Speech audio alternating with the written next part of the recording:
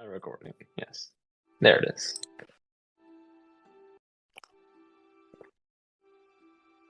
Okay. So, hope you all are ready. Got your dice ready. Got your character voices ready. Everything. Because we're going to return to the city of Waterdeep. Last we left off, all four of you, with a missing fifth member. I'm eventually going to add him. We'll see when that happens. All four of you found yourself at various points within the Undermountain. After collecting various treasures, whether it be golden statues to family heirlooms or even arcane knowledge, whatever it be, you found yourself exploring. And then a troll. Troll ended up showing up, chased you guys out of the Undermountain, up back to the Yawning Portal, where you got to witness the start of a bar fight. And after helping out in the bar fight, the monk, Kia, you got to knock out a couple of humans, even the playing field. While the rest of you dealt with a troll. Climbed up the shaft after having had the rope cut while he was trying to climb it. But with the help of the barkeep, you all were able to vanquish the troll. And with a few missed lanterns as well. That was a fun baseball session. After viewing all the shenanigans and the heroics, you four were approached by Mr. Volothamp, who begged for your help, offering to pay you handsomely if you were to retrieve his friend, a friend who had gone missing days ago. And we ended off the session with you guys accepting the payment, the beginning payment, 10 gold pieces each, and accepting the quest overall. So, a hundo in return, eh? Exactly. You promised a hundo in return. And so, with a little bit, I'll overview what you know,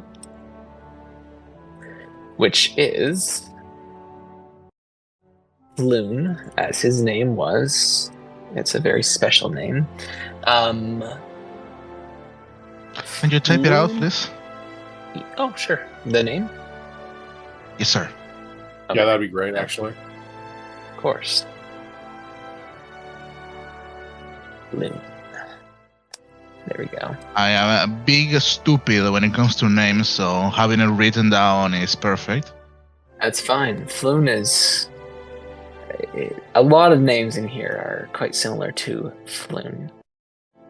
So Floon was described as a handsome human male in his early 30s with wavy red blonde hair. And he was dressed in princely garb last he was seen, which was 2 nights ago at the Skewered Dragon, which is a dark body tavern in the Dock Ward. And Volo recommends that you guys start your search there. And that's where we left off. You're in the tavern. But shortly after Volo finishes talking, Kia, I think that is how you are pronouncing her name, yes? Alright, Kia, you feel a hand on your shoulder.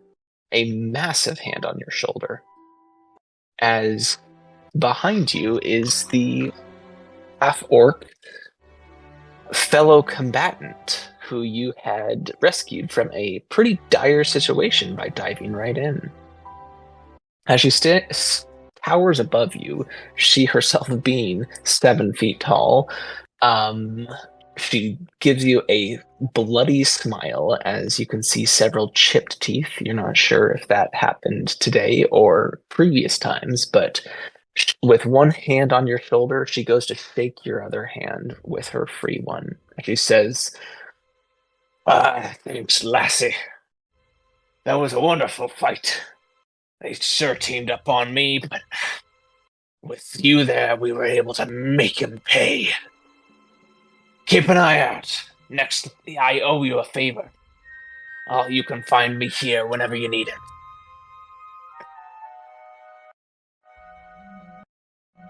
She takes her hand back. You're welcome. Is there a name you go by that I could find you other than location?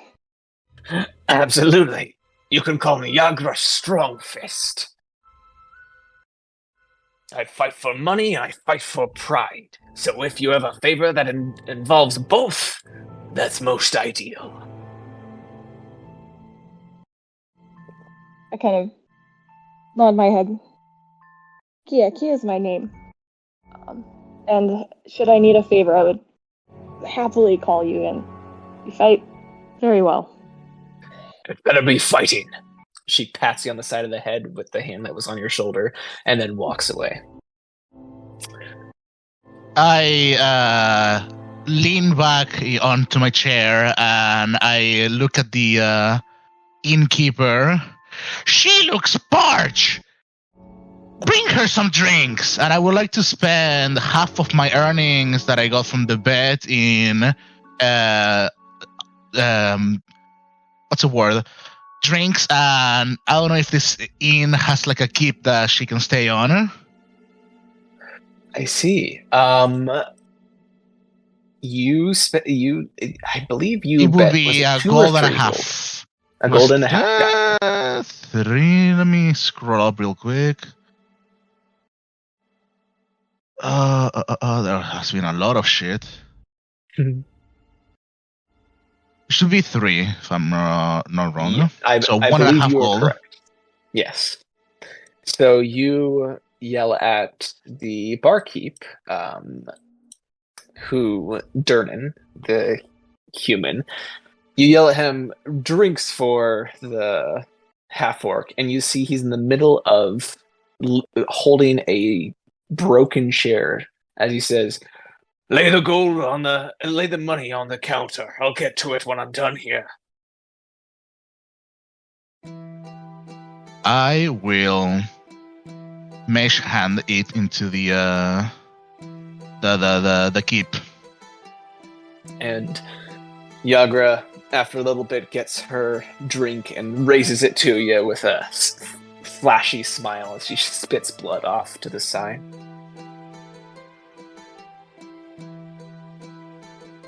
I raise the toast and then I remember it's just dirty water. That's right. Yeah. So, you all spend the rest of your time finishing your drinks, but you all were provided, I believe, I think you all asked for the strongest stuff, and so you all have cups of vodka that Volo provided for you. So it's not the dirty water, unless you consider it dirty water. I imagine I would have still carried the half-drunk tankard that I had, and then I will be like, oh, not this one, this one. There you go. As you all finish your drinks, how Volo punchy is the drink? Roll a Constitution saving throw. Aha! I should have advantage on this if I'm wrong. I'm gonna need you to. How do you interpret drinks? Is this the poisoned effect?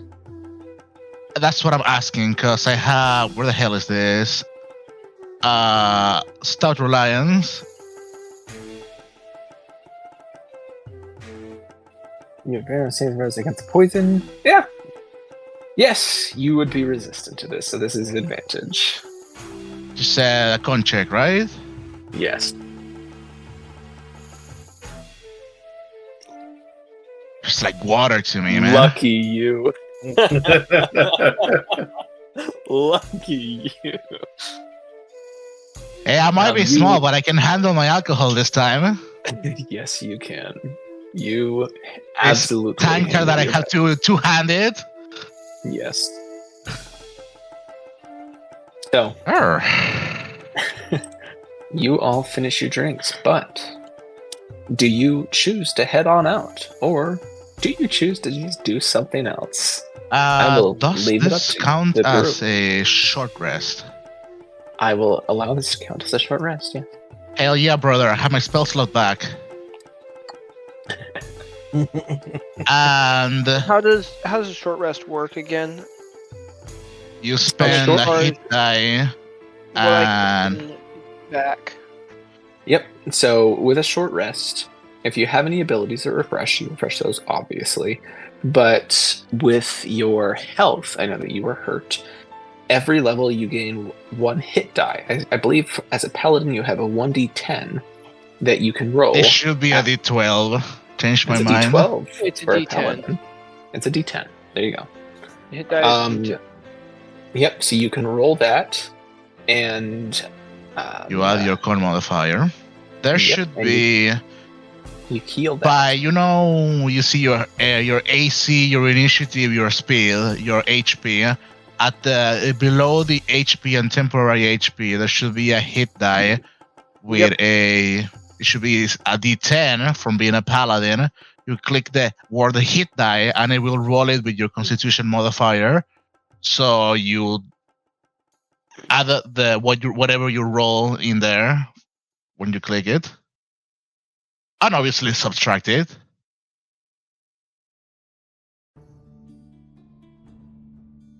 But you all can complete this short rest. During this short rest, would I be able to what's the word? I was interested in drawing alchemical alchemical ingredients from the dead troll. Yes.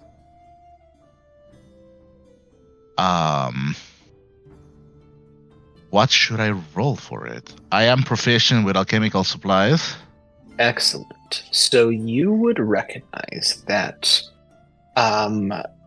it is troll's blood that is the most valuable aspect of that. So go ahead with the alchemical supplies. I believe that would probably I think that would be an intelligence with your proficiency. I have it set to query, so I can choose any stat. I was going to ask you with what stat you roll. So yeah, let me untoggle advantage. 17. Why is this shit rolling twice? Advantage toggle, whisper toggle, auto ruler. Okay, it's a 17 still. It's a first roll.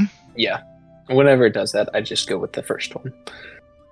So you can collect some troll's blood with a 17. The difficulty with getting troll's blood was I had the DC start at 12 and add another 5, so you can get 2 full vials of troll blood. Hell yeah, man. I don't know how much is a vial in terms of. I would say quantity of. This is something with the 2 vials. We'll figure out more alchemical experiments that you can do, but basically you have 2 full uses of viable troll blood that has not been tainted by fire or anything else. Elements, yeah. Yes. So a vial has 4 ounces. Okay. There you go. Hell yeah, man. This is a liquid gold. Espen, was there anything that you had wanted to do before heading out? At this point, Esben is mostly just looking at the idol, seeing where the damage is, and trying to. Yeah, try describe to me exactly what it looks like as far as his damage is concerned. Of course. With the missing arm, the idol, is probably worth less because it's no longer a complete image of whatever old idol this might have been. However,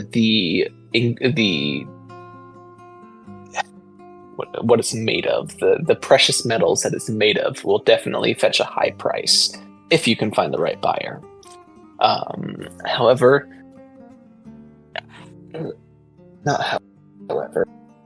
yeah, no. At this point, you're to buff out any of the scratches that were gathered from impact with walls or floor or anything. But yeah, that missing arm, that's a tough one. I have to ask, how obvious is that he is like inspecting the idol? The idol, and how dreadful is his look of fuck, to see if I have to roll out inside of it or if it's really, really obvious. Right now, he's just trying to look at it to see if he can, like, maybe pass it off as something else. So he's not worried just yet about the price. So, like, with the damage of the missing arm, though, like, is there just, like, an empty socket? Is it, like, actual, like, yes. tear? I think it was an arm. Right. Yeah, it was there's an empty socket. So it looks like however the idol was forged, it was forged in pieces, and that's where the weakness was highlighted. Okay. So, yeah. As I'm done harvesting the troll, I would like to approach Sven. How tall is this Dragonborn? He's 6'6". Right, so towering over me. What seems to be the problem? You look worried?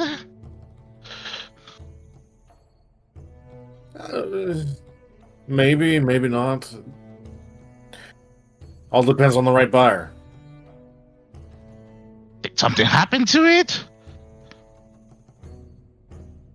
I don't know. Does it look weird to you?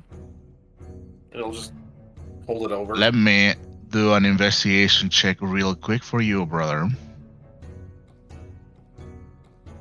So normal.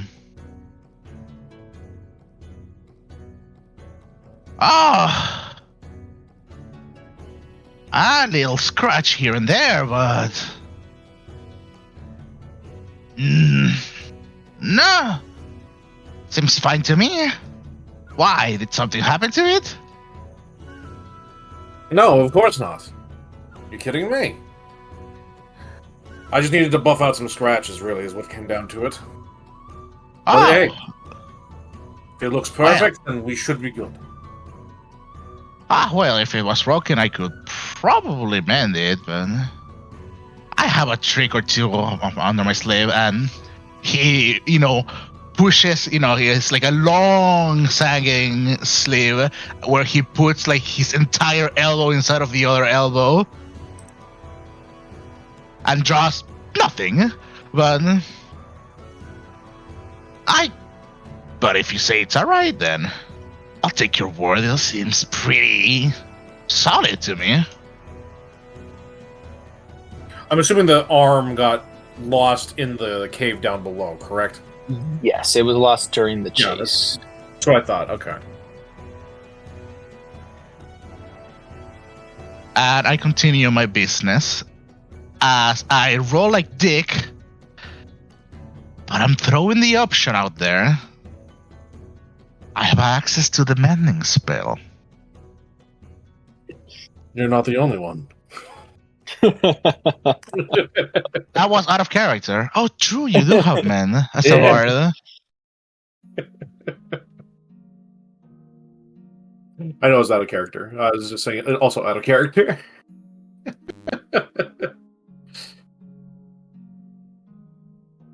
Wizards are simply too funny to me, man. retrain a cantrip every long rest? Insane, eh? Nice. So, what are the other two doing during the rest? Indeed. Grimgar, what do you find yourself up to?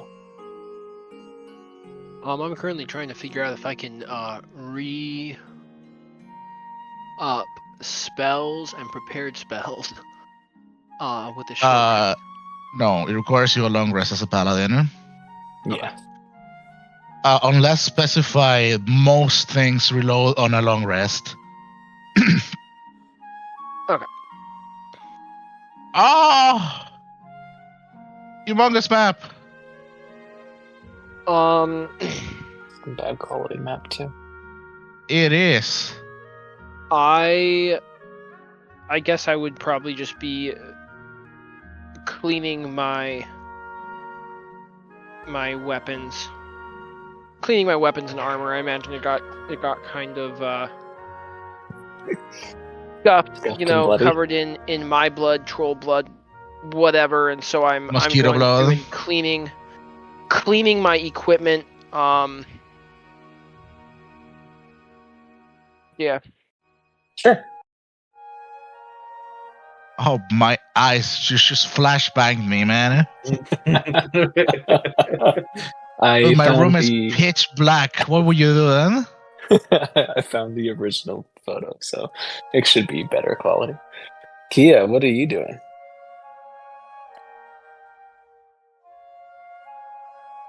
Kia's currently sitting at the chair, and she has like a strip of cloth that she's dipping in her really strong drink, and then like dabbing her knuckles, and like trying to like clean up the aftermath, and then kind of looks down at her clothes and frowns a little bit and tries to wipe any remaining blood off, and just kind of sits back in defeat and finishes off her drink. God damn, this map is huge. Yeah. The actual size, but Yeah, it's good quality. So there you go. It's a big city. It is. So you said that we are by which gate? Which ward are we? I believe it was the castle ward, but on this map they didn't highlight the Yawning Portal. Looks like. Let me have a look, because I have one. I think I sent you one. The one that has a bunch of highlighters of where is where. Yeah. Right, it doesn't seem to be yawning portals anywhere on here. You'd think it would be. You'd think it would be, yeah. I never think.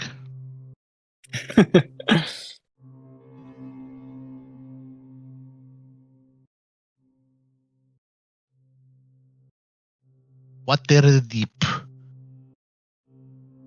Castle Warde.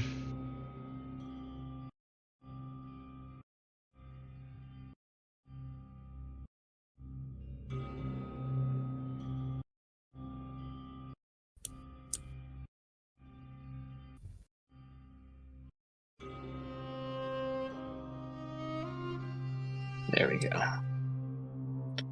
Between Waterdeep Castle and Snail Street. So,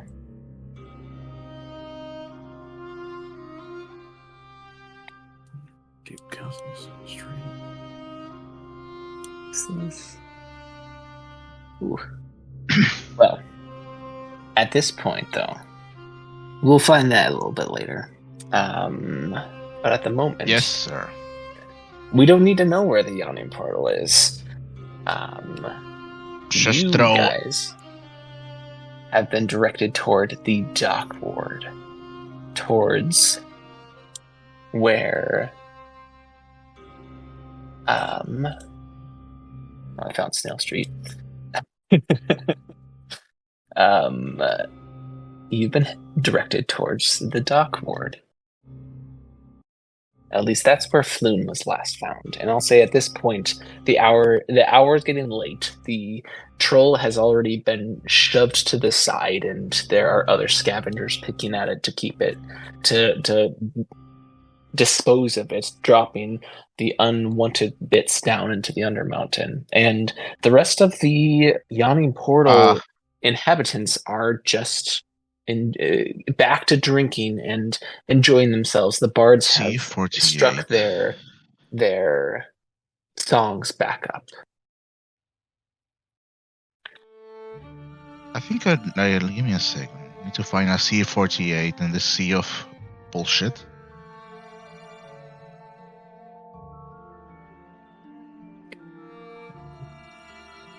I don't understand.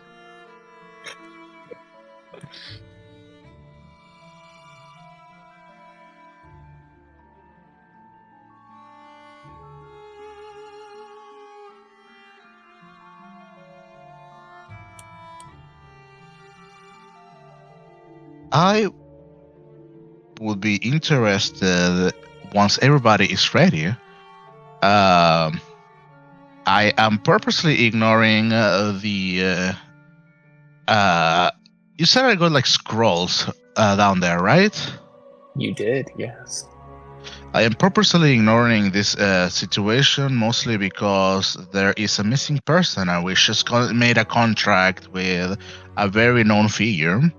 So I am interested to resolve this missing person business post haste. So once everybody is ready, I am ready to continue the adventure towards the. I forgot the name of the inn. The guy was last in. No, that's where we are. Right. Yes, sir. Indeed, the Skewered Dragon. Skewered Dragon, that's what it was. Yep, okay. Before we do go, Esben will ask Durnan, so where do you think would be good a place to sell this thing? Durnan's gonna look at the item you have. Look it down. You probably want to head to the market. I'm sure there's somebody who'll give you a fancy penny for that. Right. Oh, you're looking to sell that? Oh, yes. I probably know a guy or two. No, that guy got put in jail, but what about that guy? If we get to it, I think I could help you on that one, friend. What is your name? Oh, right. We haven't really talked too much, have we? The name's Esben. Pleasure to meet you. I'm Volker. Pleasure is mine. What are you two's name?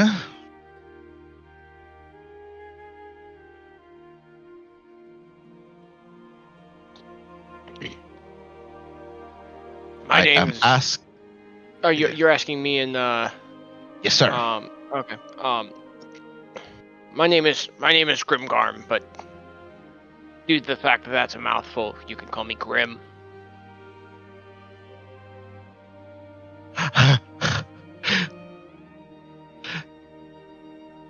Alrighty. I'm Kia. Nice to meet you guys. And I'm gonna do a little bow at them as we all introduce themselves.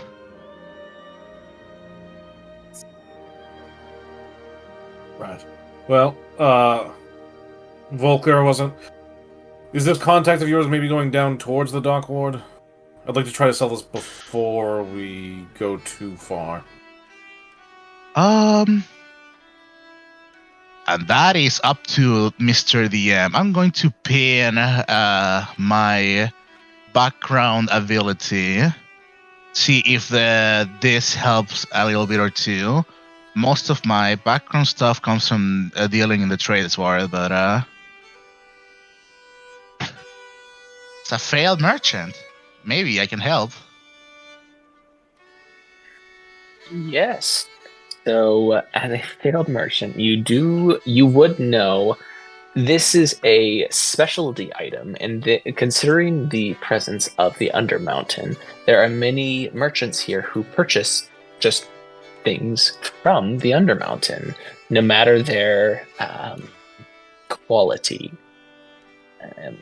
In fact, you would know of a halfling by the name of... What's his name? And write this down. You know him, the halfling by the name of Wilden Highbranch. Wilden Highbranch. I will send that. There you go. You know that Mr. Wilden is in particular interested in items of the religious or occult nature.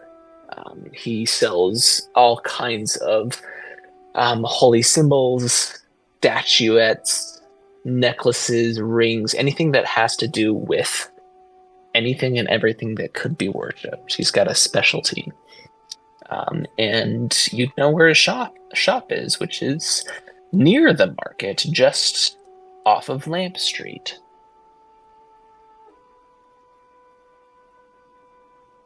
Then my answer is yes, I know she's in the way. Lucky you. Do you mind if we make a quick pit stop? I can't be carrying this thing all around.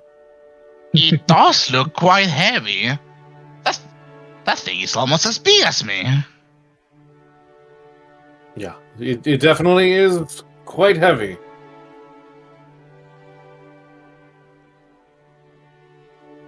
I have no objections to a pit stop. All adventure seems fine to me.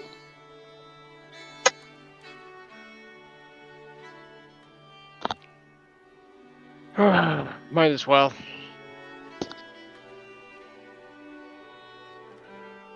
And so, you all head off, with Volker showing the way. You walk the long streets of Waterdeep. Busyness all over the place. People heading towards jobs, away from appointments and meetings. But you find your way back. You find your way north towards High Branch Manor, where it is very much of a eclectic building. There it is filled with gargoyles and statuettes. There are several stone angels around the front yard with their faces covered by their hands. You see giant lions and chimeras formed from various metals and stones set at various points, with prices attached to their ears and for the interested buyers. But you walk up to the front door and pound on it. And before long, the door opens, and Volker, you see your old friend, or acquaintance. You know what? I'm gonna do this. Roll me a charisma check to see how well you left off with dear old Wilden. Shit. Flat charisma, or I don't have any proficiencies on charisma, so flat charisma it is. Guys, let's hope for the better. Hey! Oh, yeah. Okay. It's a very positive relationship. Wilden opens the door and sees all of you. This halfling is a rotund individual, balding at the top of his head with the graying hair on the other all around the side. He's got two chins. Eats very well, it seems. But as he opens the door, he looks at you all. Oh, Welcome, if it isn't my old friend Volker Gotakin. It's been quite a while. I heard the bad news, my lad. I'm surprised you got out of there. I heard they nabbed everybody. It was a disaster, but they didn't seem to think I was one of them. He's, scoff at the bad memories. Of course. Wilden nods. Oh, it's okay, lad. I wouldn't have told you when you were working there, but you didn't look like any of them. I was surprised you kept the job. But that's I beside the was point. good at what I was doing. Yes, I was- you were. Why? What brings you around to High Branch Manor? I have a new friend who would be interested in bartering with you. Bartering. He looks around at the three other people. Let's see. Which one of them? It's not hard to see with Esmond just trying desperately just to try to keep this thing still while, staying up himself. This thing is getting to him after the long trip walking here. The man, if he could sweat, he would be. I know the scent of an overworked lizard if I ever met one. Let me see what you've got there. Lay it down here. Oh, thank God. You lay down the just- heavy idol. yeah. And with a thud, as Wilden looks around it. Fascinating. He gets closer, inspects the missing arm. Unfortunate. Is this how you found it? Yeah, unfortunately, it's how it is. Roll a deception check. Let's see. Might help with the right thing. Deception. Mm-hmm.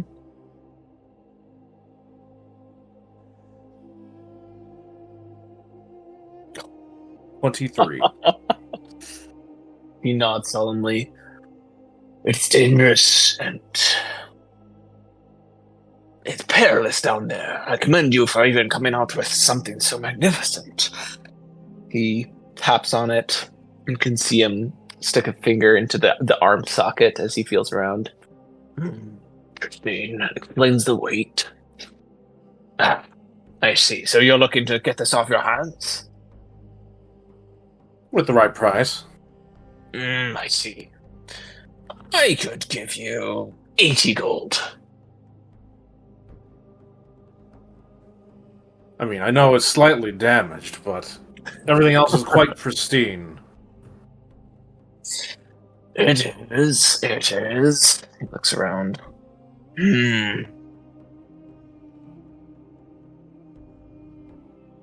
90 gold. 100 gold. Give me a persuasion check. Hey, could it be with advantages since a friend is bringing him, a customer?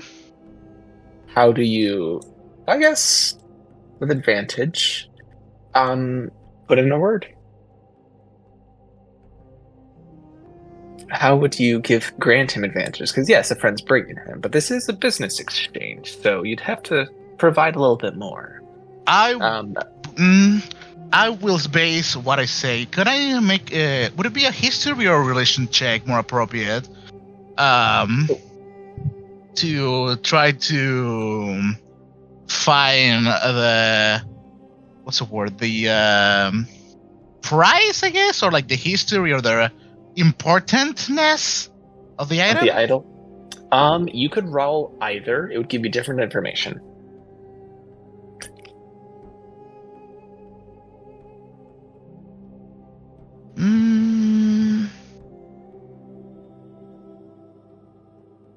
Let's do a I'm feeling history. Oh. Okay. You'd recognize with a 13, you'd be able to recognize that this idol is based on the method of creation. It looks to be about less than 1,000 years old, but definitely older than 500. And so it could have been and seems to be in the image of what looks to be a fey being. So it could be a small cult following of some fey being that got trapped in the material realm. See. Ah, that looks like half an elf lifespan old. Surely that could be worth its weight in price. Oh, possibly. You can roll that persuasion check one more time. Okay. Do better. It's slightly better. Yes. Well, the DC was 15, so he, after taking a moment, I could probably have an arm made that no one would know that there's stone on the inside. Yes, I'll give you 100 gold for it. Take it off your hands. Deal. He spits in his hand, holds it out to you. Husband gladly shakes. Yep. Wet handshake. And he pulls a from his belt, a coin pouch, opens it, pulls out 10, I believe it is platinum. Yes, 10 platinum, as he hands it to you. I'll take this off your hands. Great doing business with you. If you find any more trinkets like this, bring them here. I'll make sure you get a good price on that. I'll keep that in mind. Pleasure doing business. Pleasure as always. Good to see you, Volker. Pleasure is mine, old friend.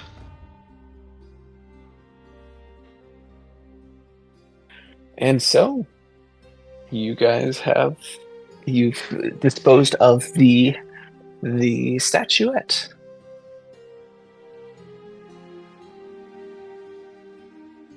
At this point, do you head to the dock ward?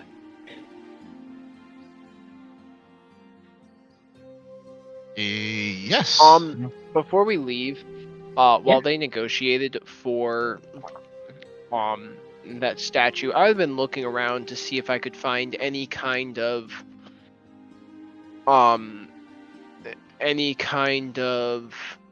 holy symbol of Helm. Oh, of course. You would be inspecting, you'd find the porch area of his manor is quite expansive, covering what looks to be the smaller goods that that it wouldn't be prudent to leave them out under the elements.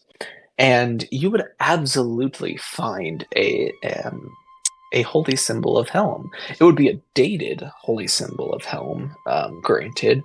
The styles tend to vary as time progresses, but it has what type of are you looking for? A necklace, an amulet, or even a ring or a staff? What type of holy symbol would you look for?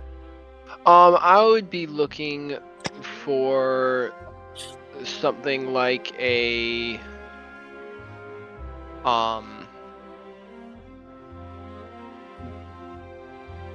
good question. I would be looking for something like an amulet or a ring, or maybe an affix for armor, like something could go on a pauldron or a clasp or a cape, something along those lines. Of course. So more of an emblem. Yeah, I Yes. got you. So you would be able to find one of those. It's got a heavy pin, looks to be made from some metal that resists rusting, and it has been polished recently, it seems. But you do find that. I would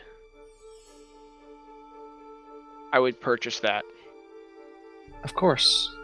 You bring it over to Wilden after he finishes the negotiation with the other two. He looks at it. Ah, old helm. Ever the worshipped god out there. Looking to purchase this? I can take them off your hands for 5 gold pieces. No, vice versa. You can take it off my hands for 5 gold pieces. There's another way to put it. Yeah, I'll give him the 5 gold pieces. Okay. Cha-ching. You now have a holy symbol that you can clasp your cloak on. You can lay it, hold it wherever you'd like. Is there easy focus access? Hell yeah, brother. Is there any kind of item for like a brooch or no? You can, if you want to add it, it's a holy symbol. Yeah. If you're trying to add it on Roll20 and D&D Beyond. Yeah. It can be a disinvaluation to be like whatever you want. Yep. Well, I just have to make a new item for that. Yep. You just hit that plus button works. And write holy symbol brooch. Okay. Of Helme. Helm. Indeed. And this holy item is... most holy symbols in general are made from good materials, so you can guarantee that this is going to be... Well, any viable holy symbols are made from good material, so you can guarantee that it will last for a while. Kia, did you just hang out in the background watching, or did you want to do something?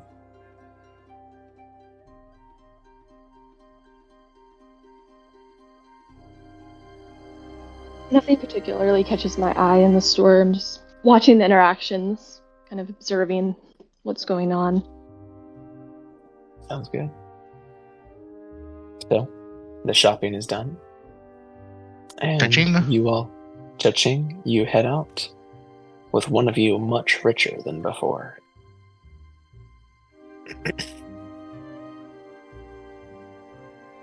Let us continue towards our missing person.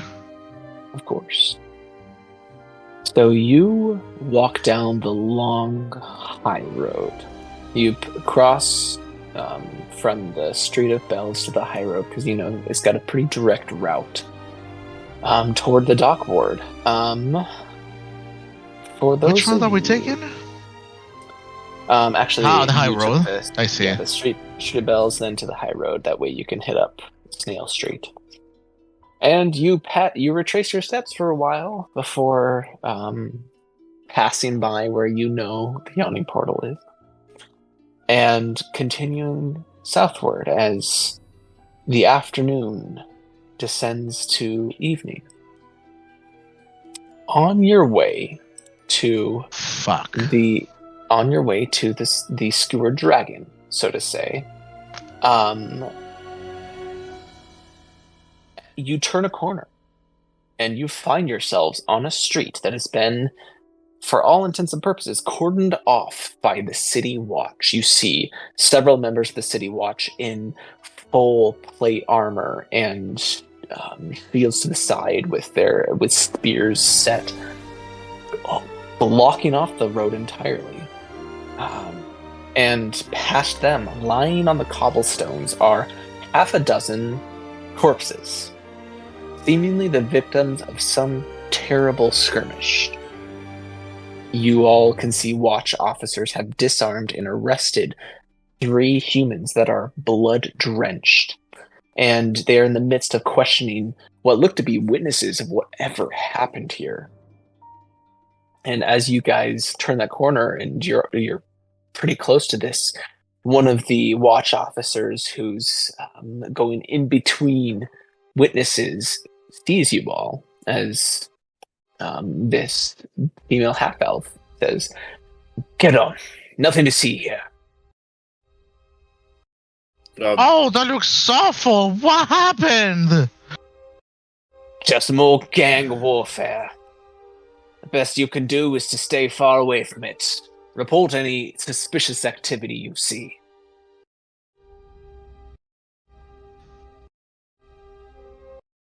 Gangs. Would we know anything about the gangs in the city? Yes. Ish. Everybody is aware that recently there's been an uptick of gang violence, of various members of different dark guilds. There's no thieves guilds that are officially a thing, but there are a few well-known names. There's the Xanathar Guild. There's the Zentarum, as well as a few other. Yes. But of recently, the last couple of months, there's been increasing violence within Waterdeep as these gangs clash with each other for some unknown reason. So that is just general knowledge that everybody would be aware of if they spend any time outside of their home.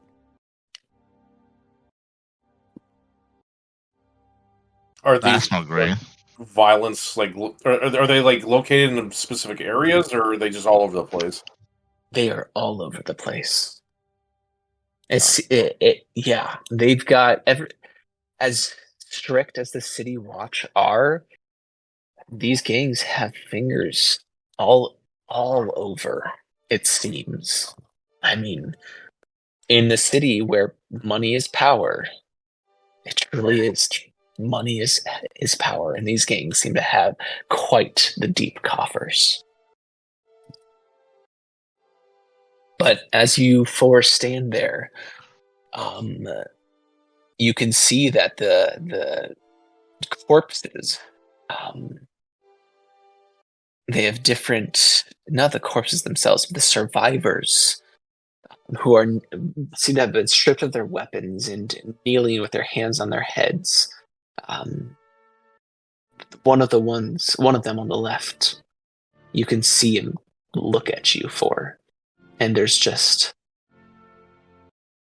cold, unfeeling, as if this man has accepted whatever fate is bound for him. And for any of you who have dealt with the law, you in particular, Grim, you know that these men will probably be sentenced to death for murder. Good reasons.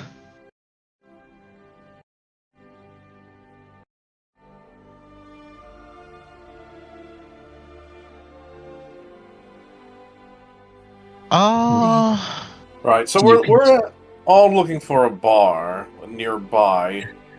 Did you happen to know the Skewer Dragon? The watch, the officer looks at you. I said, get. Okay, just a question.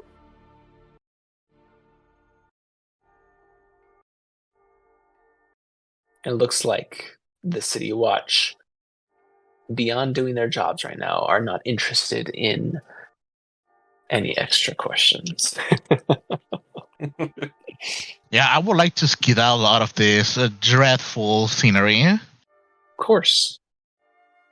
You lead the way, and you start walking around the streets. It seems that whatever this violence has caused many of the people around, people who live or work in the dock ward, to vacate the area or just remain unseen so as not to cause any undue trouble.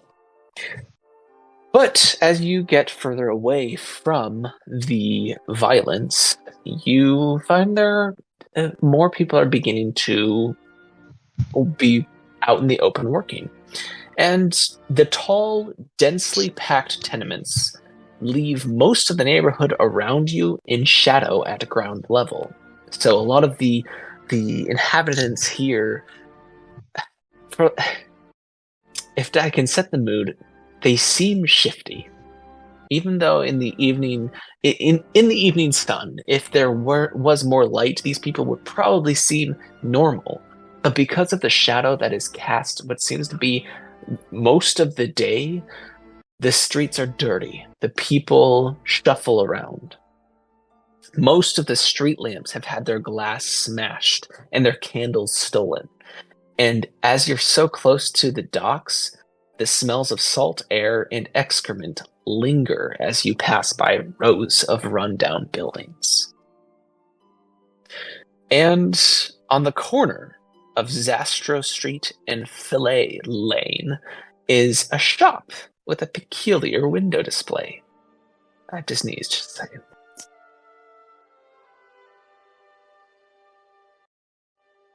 What is the imagery of this particular shop?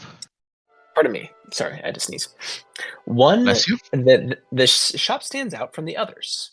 It has a deep purple facade, and in its window hangs a stuffed beholder. Above the door hangs a sign whose elaborate letters spell out Old Zoblob Shop.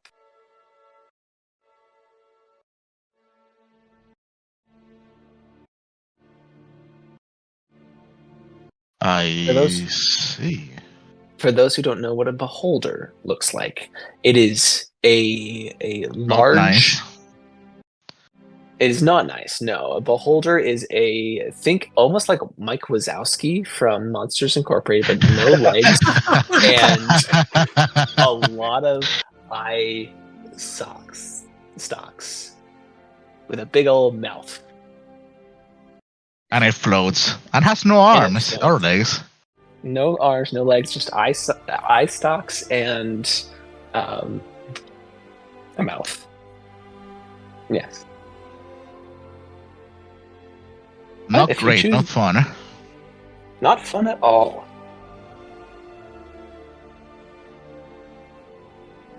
How desiccated does the beholder look? Does it look like it has been there for a long, long time, or like the stuffed? It is like a stuffed animal, so it's not a dead corpse. Oh, it is, yeah. I thought you meant like arrow. I thought you meant like stuff, as in like embroised, not embroised. What's the word? Like yeah, taxidermy. Bond. like taxidermy. Bond, yeah. Taxidermy. Yeah, no, it's not. This is truly like a stuffed, a plush beholder, just hanging in the window. And this shop does stand out because it is not run down. But if you want to continue walking, you may. As I pass by, I would like to look through the window to see what is inside of it. Of course. As you look inside through the window, you see some lavender purple smoke trails out of the shop's door, and you can peer inside, and you see that every wall is painted purple, and every dusty knickknack on the shelves is dyed a deep violet. The fuck? At least they have a good choice of color. Velvety is a nice color, but like that's excessive. A tad. Do they sell other like stuffed creatures, or what is on display? There are many knickknacks. There are stuffed creatures, there are little toys and tools, just truly a variety of stuff, trinkets. I think that's a better word to describe it. Just so many trinkets.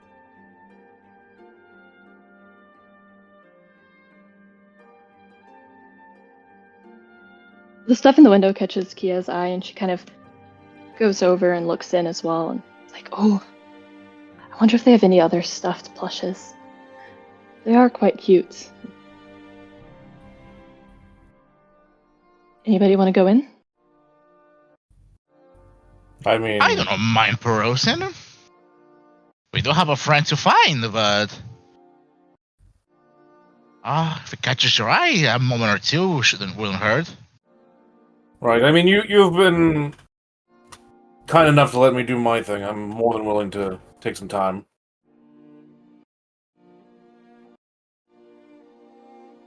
I shall follow her. Okay.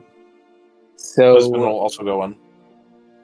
yeah, as you guys enter the shop, you see that there's a deep gnome, not a deep gnome, a gnome, who is a hairless old gnome that is sitting cross-legged on the counter, who is wearing plum-colored robes. His cheeks are decorated with 9 purple face-painted eyes. As you enter, I understand.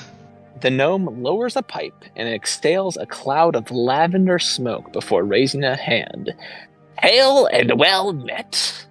Come, browse the shelves of the most curious curiosity shop in the world.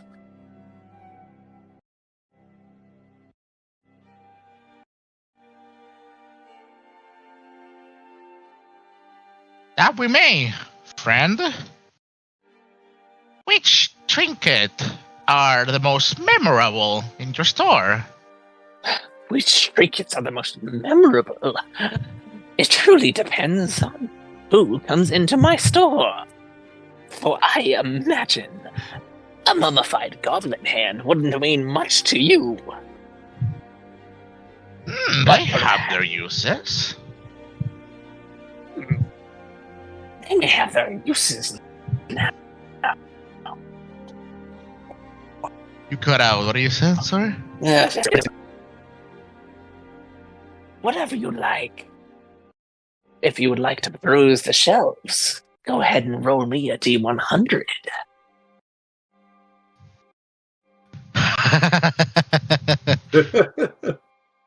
I'll let the elven friend do it first. She was more interested than I was.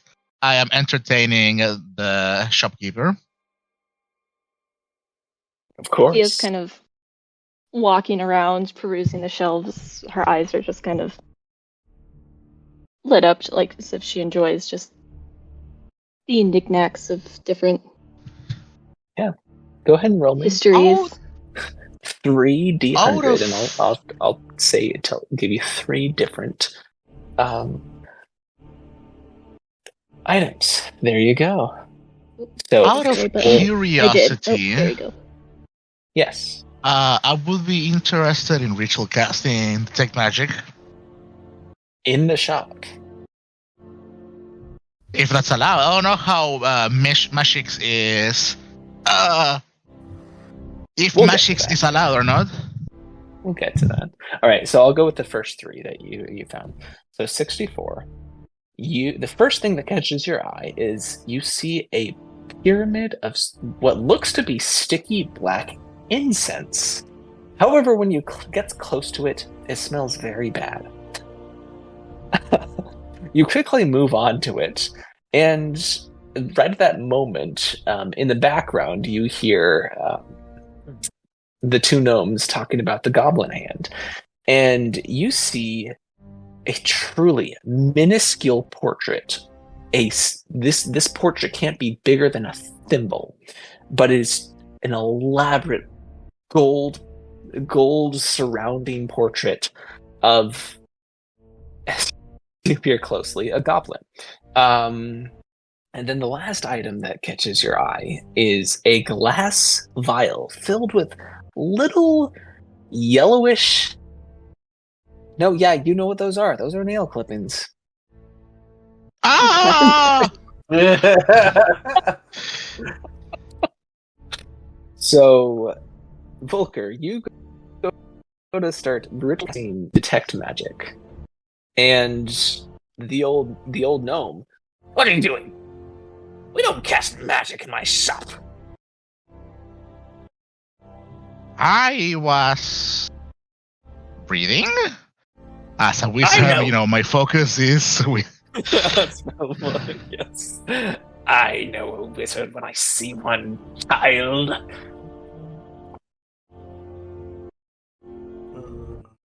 You are no taller than I am.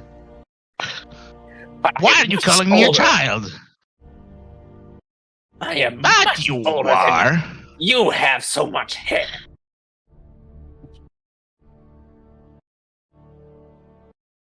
And I don't recognize youth in the eyes of a gnome.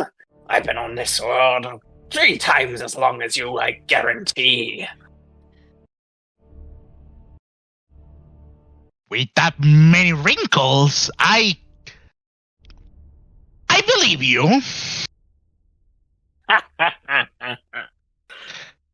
Esben and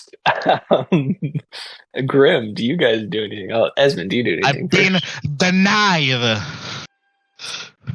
Espen, Espen's just looking around, seeing if there's anything that's just not purple in the shop, just out of Good curiosity. luck.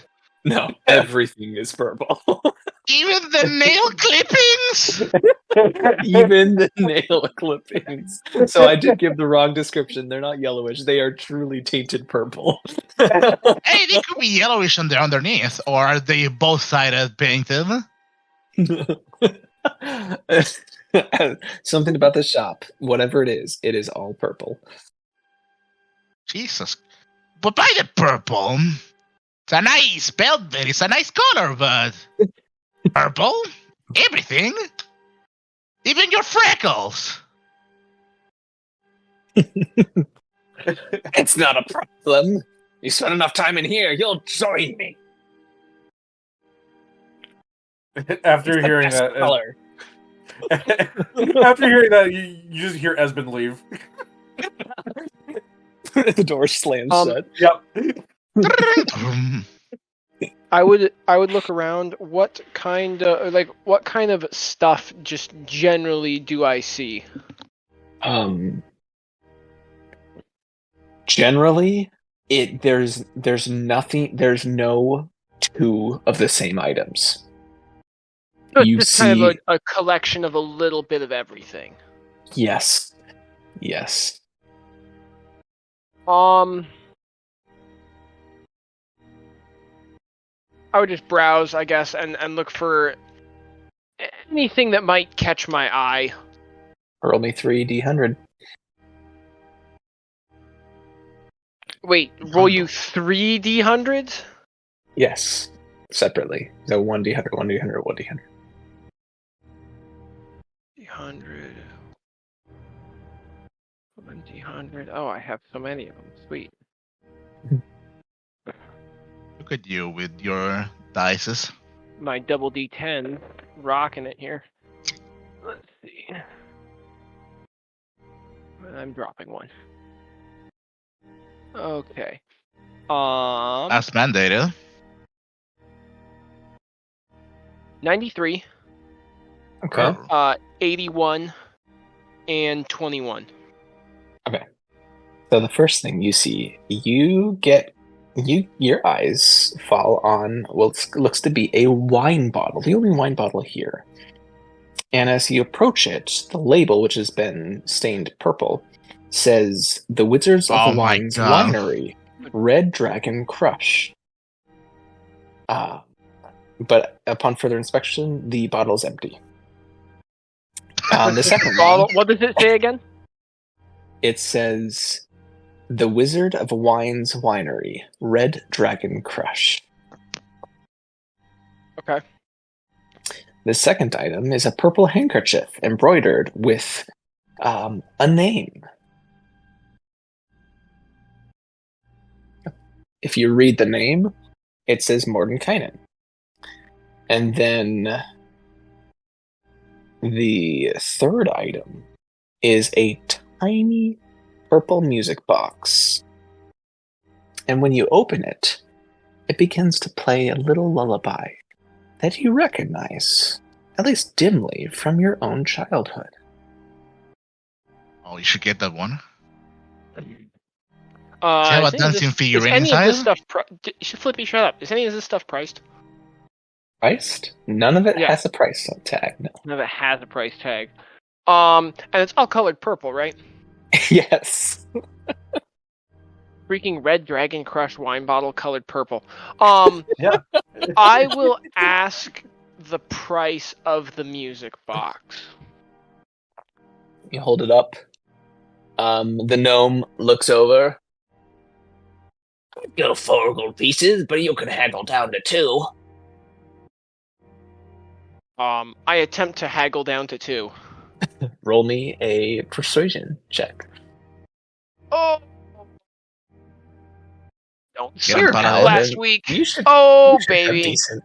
That is a nat 20 plus 5. Ooh, Or- 25.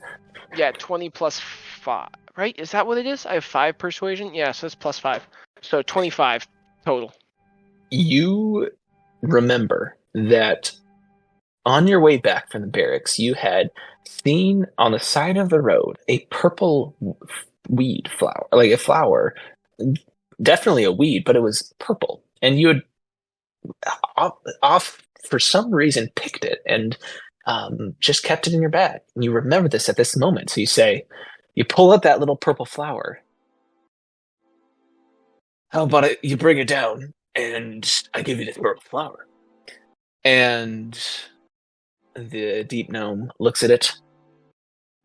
It's beautiful. I'll give it to you for 1 gold piece. Oh, I rolled nat 20 and I still have to pay. That's pretty lame. Okay, I'll pay a gold piece. That's not how you do business. They have Wait, to. No. Who are you telling me how to do business? I don't see you own this shop now, do you? What do you know? He opens his eyes wide, and perhaps it's just the way that he does it, but it seems like the eyes that are painted onto his face almost grow themselves. He says, I know everything. I leave the store.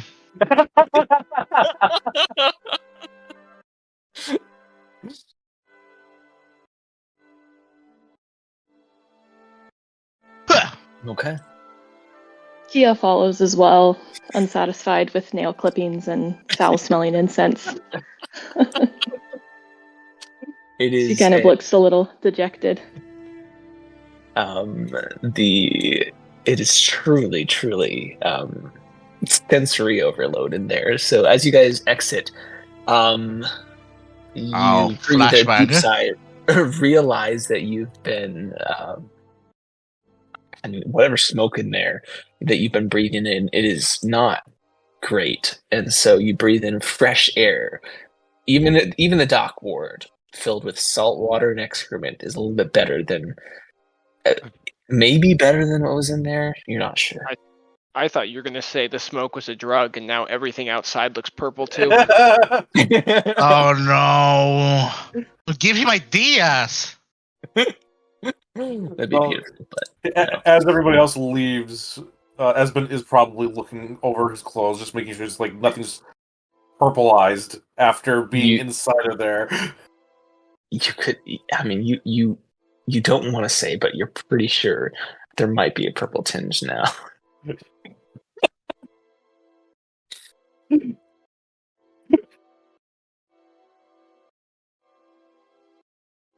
But All yeah. crony. And I'm dusting myself too and using prestidigitation to scrub myself cleaner.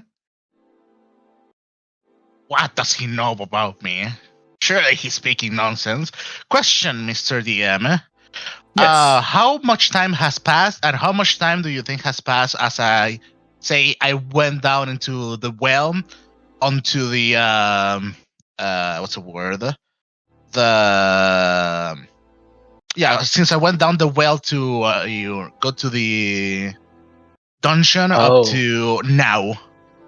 How many I would hours? say that it's been at least 12 hours.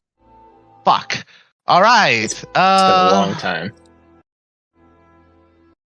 After I leave that area, dust myself clean, I look at my, reach out for my spell book, read some pages, and I recast mage armor on myself to regain my AC. Okay. This shit As you only has all 8 hours duration. as you all stand outside of the old Zablob's shop, you hear rowdy sounds coming from just down Fillet Lane.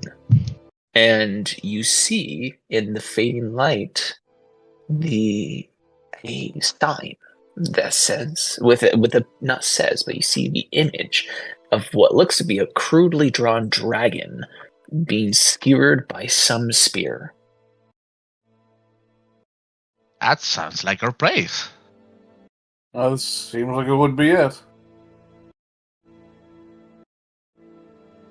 And so you walk down the lane and find yourself at the skewered dragon. The skewered dragon, frankly put, looks like a ruin. Both of its front-facing windows are smashed, and a ship's anchor is lodged in the roof. Through the windows, you can see a group of haggard patrons drinking from huge tankards. There is no bard to sting these strangers into some level of peace. This is truly a place to go to get wasted and potentially shanked.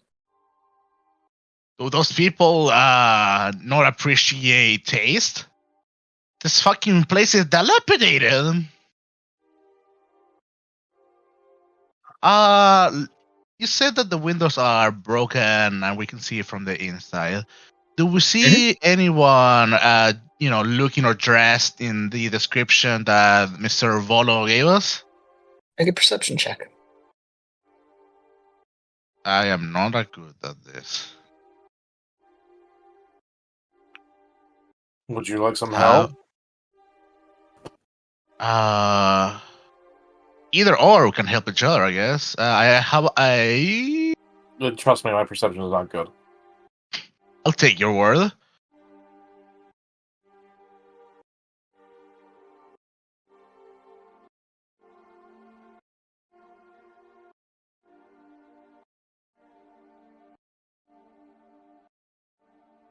Oh, look high, you look low.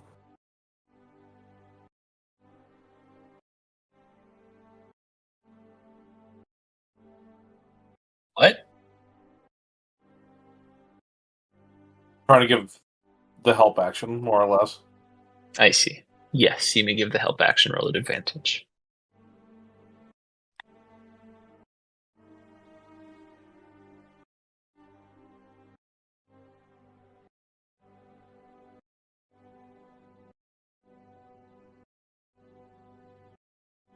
Maybe we lost him. Maybe? Maybe. Well, while we're waiting for him, Kia, do you do anything, or do you let him look around?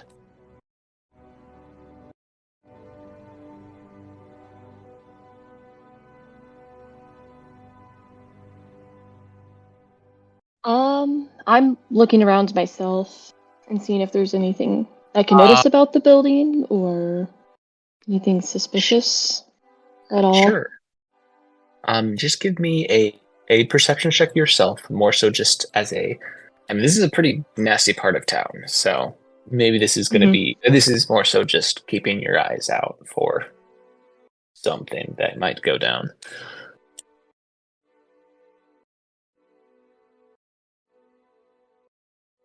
What am I? Plus 7 plus. Where's my screen? 5, so 12. 12. All right, I'll hold on to that. Did you can roll an advantage there, Flippy? I heard you come in. Uh-oh. Something died for Flippy. Oh boy. Uh-oh. He is messaging. Like he disconnected? Oh no! His Wi-Fi has died. Okay. Oh jeez.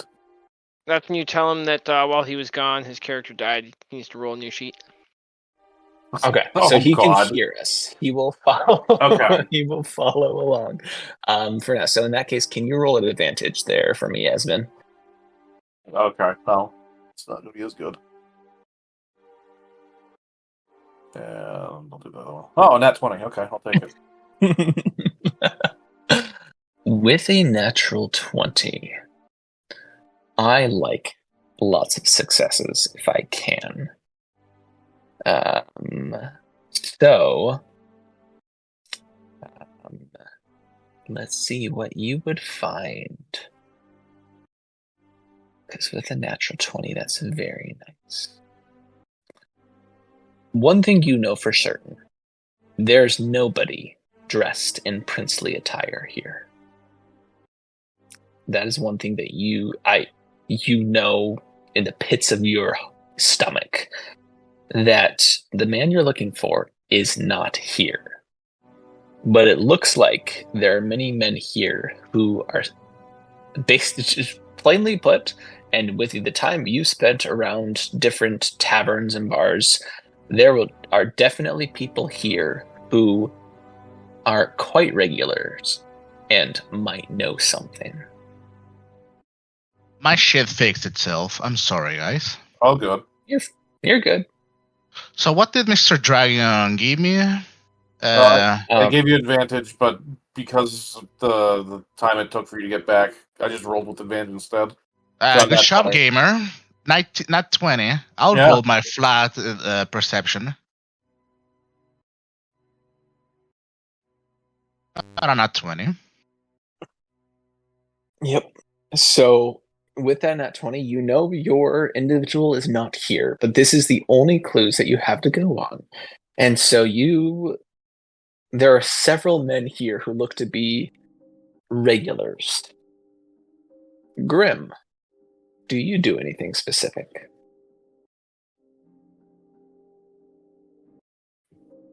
Does the bar appear to sell any kind of food, or is it just libations?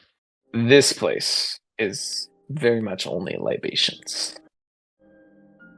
And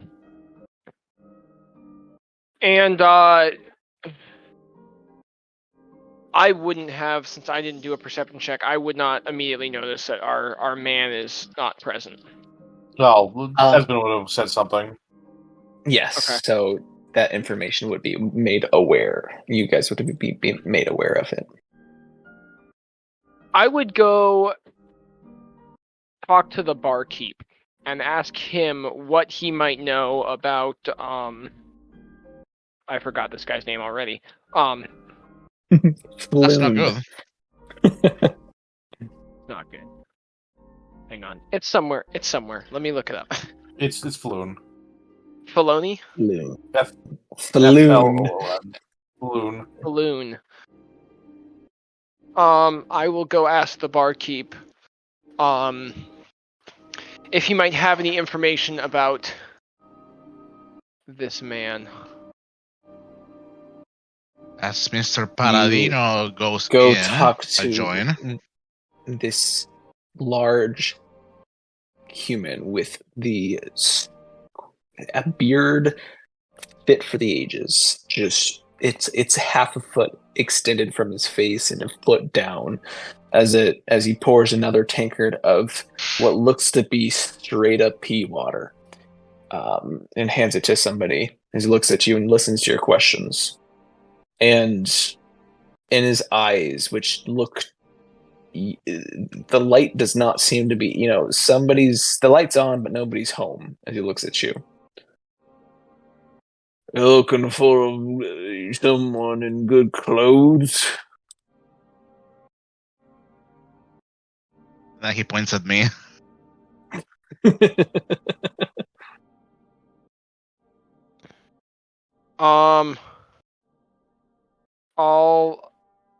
I guess I'll just thank him for his time. And not push.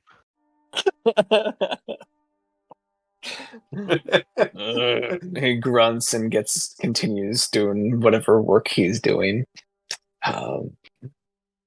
Yeah.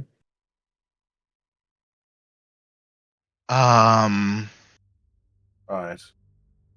Would there be anything that I could go off and try to see, like, I don't know, an investigation check to see if there's any, like, you know, anything that could belong to this person or anything that could delve us into, like, another place that we could look off if there's something? Give me. It wouldn't at this point.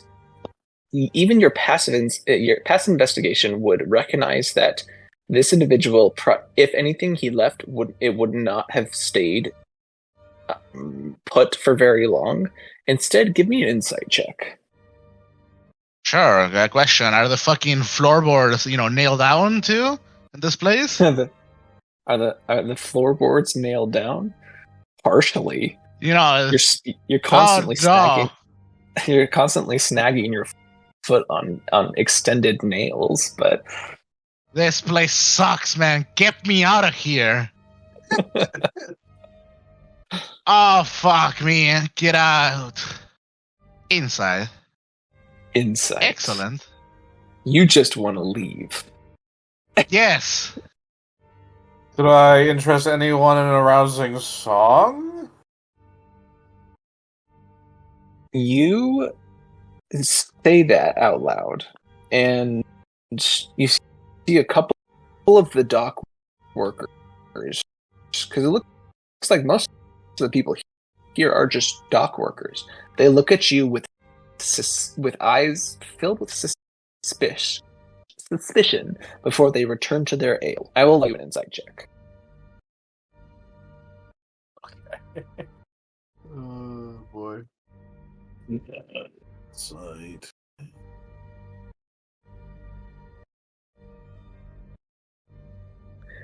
You get the idea with that insight check that these folks aren't going to want to talk to strangers. These are men who work at the same job as everybody around them.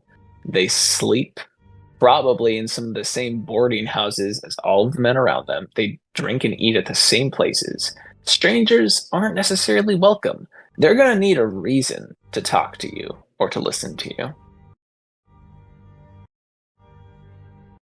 Whether that reason be financial, entertainment, just starting a conversation, it truly is up to your imagination. How does Mr. Lizardman break the ice? Well, while the group discusses, Esmond is just going to try to tune the loot that he just took from that one guy.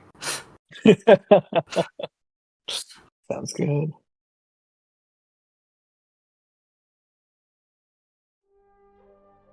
You'll tune the lute. Do you want to play a song? Might as well try. Okay. Let's See if, get that performance. Anyone's entertained. Very nice, Bard. Very nice. You read the room. You read the posture of these men. You've played many songs. You've learned many. You've got quite the repertoire. And so, as you go to play this instrument, and it was a lute. Did I say a lute? The lute. Yep. A lute. You play a song of the sea, a song of longing and exploration, a song of chaos and passion, all of which the sea itself brings. And for these men who, working on the docks, constantly dealing with the waves in the ocean, staring at the sea, of which they probably will never be able to enjoy in this moment, get to enjoy what little they could of the sea. And you see many of the men, as they are burying their faces in their tankards, begin to cry as their eyes go vacant, as they're imagining what it would be like to feel and experience the passion of this song. But the one closest to you, this old orc leans close. Now that was beautiful. What brings you around here, stranger? Well, we're looking for an individual who has recently disappeared. Would you happen to know of a floon? About yay high, dressed very fancy, red hair? Human? Human. A couple of nights ago, I saw someone. You sure you're describing two people? Who? Who fit that very same description? And then another patron nearby. Chip off the old block, that one. It was Waterdeep's, the previous open lord. Dago's son. Just another spoiled rich noble who likes to rub our noses in it. The original one says, oh, yes. It was the open lord's son, speaking to another fellow that looks just the same. The last we saw him, they drank, played a few games of the Three Dragon Ante, but they left right around midnight. And then he leans in closer. You can smell the intoxication on his breath. But I saw 5 men follow him out. Any more description to these individuals? Yes. The men who followed him out haven't returned since then. They're known to hang around a warehouse on Candle Lane. Look for a snake symbol on the door. Right. Well, I appreciate the information. Shall I give one more song before I go? Several of the patrons all around raise their tankards as they cheer to the beautiful song that will cheer to you, the bard who has chosen to play in this rundown place. Should I re-roll another performance, or? Sure. Roll me that performance. No. Oh no. No. Doesn't quite hit the same. It's still a decent song, considering that 10 is an average song. It's still an okay song, but the few patrons who had gotten chummy with you kind of turn their shoulders and go back to talking amongst themselves, and it's just an okay one, you know? You can only do so much.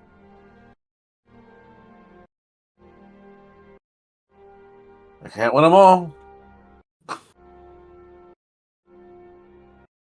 Alright, I guess we got a place to go. The sooner we leave here, the better.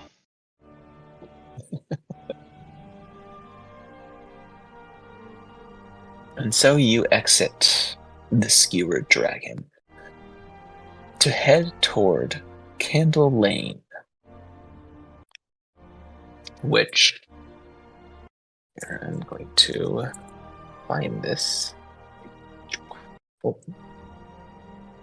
There we go. Candle Lane is right over here.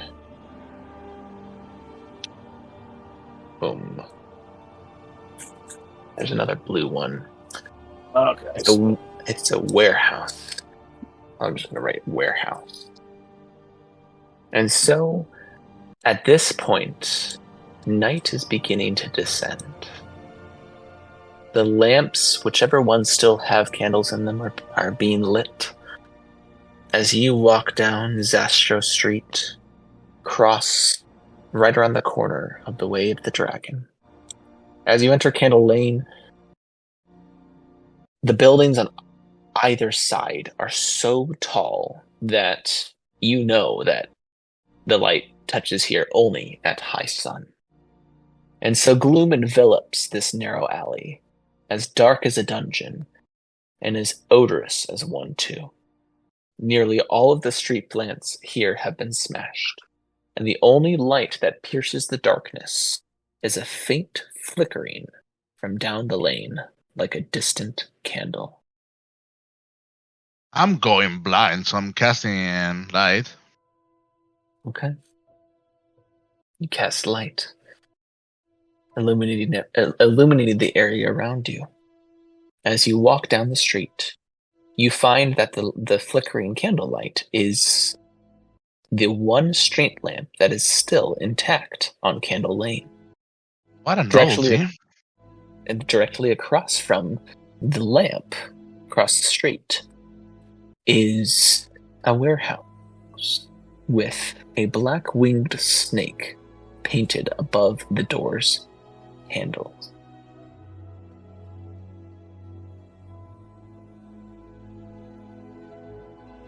Do I have any idea what that symbol means? Whoever would like to can give me a DC 10 intelligence check. Any specific skill or a flat what end? intelligence check? It's just an intelligence check. So roll a d20, add your intelligence. Hey, look at that. Hey, look at that. Hey, look at that. Oh, rough. No. Honestly, yeah, that makes sense. For those who rolled a 10 or above, will recognize this symbol as one of the gang symbols of the Zentarum. My guy wouldn't know. Your guy would know? No, my guy wouldn't absolutely no clue about the fucking gang affiliation, so that makes sense. I like that roll. That would make sense, yes. So, here's where you find the door that you were told about.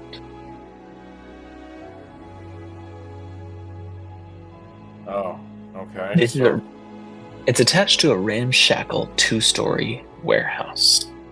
And at this point, there are windows, there are doors, but they're clouded and the doors are shut, and there doesn't seem to be light coming from inside the warehouse.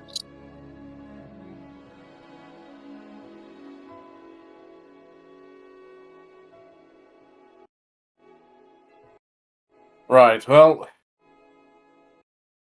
if we're going into Zentarum territory, I probably wouldn't want to go just straight through the front door.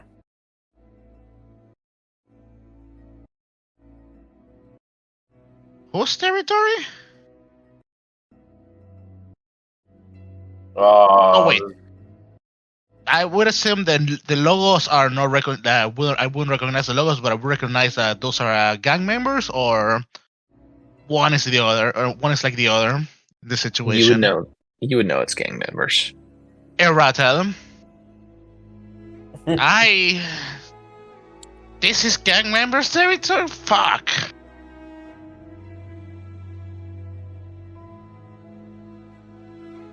I pull my hood up. Wanna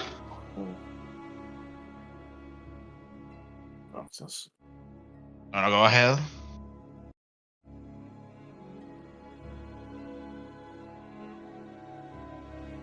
What's up?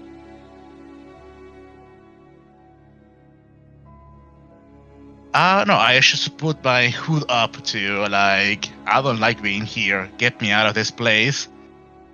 Okay. I hope they do not recognize me. Is the dock area, like, can you go, like, around side it, or is it, like, connected to other buildings? The buildings are very tightly packed in. What you can see from where you're at, there's a loading dock there's a front door in what looks to be a one window at ground level.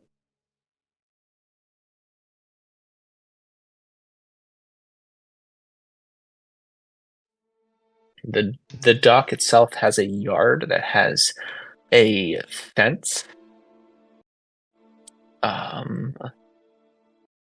It is a high fence that has a gate. Although the gate is just slightly open.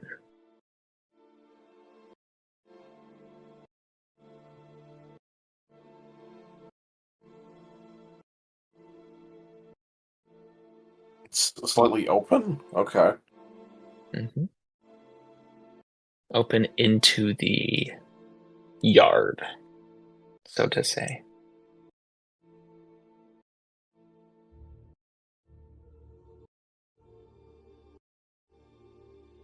How visible is the yard? Like, is there any windows or? You can see the yard through the fence. The yard itself isn't necessarily too large. It's more of just a way to keep whatever land that they are trying to keep open to themselves. The fence itself is pretty tall, but it's a bare open yard. It's here that you can see what looks to be the main entrance, as well as large dock doors and a window.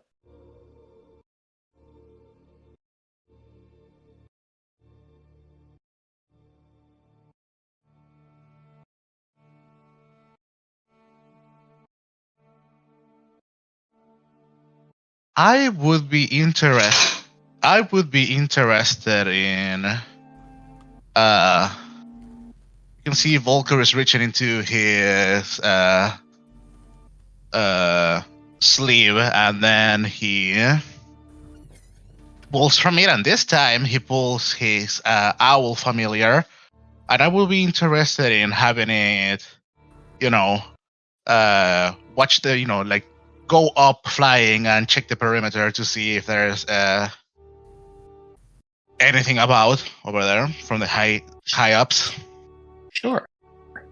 You go ahead. Give me a perception check. Does your owl have night vision? It should. Dark vision out of 120 feet. Okay. So good. Yep. Give me that perception check. Yes, sir. Give me just 1 second.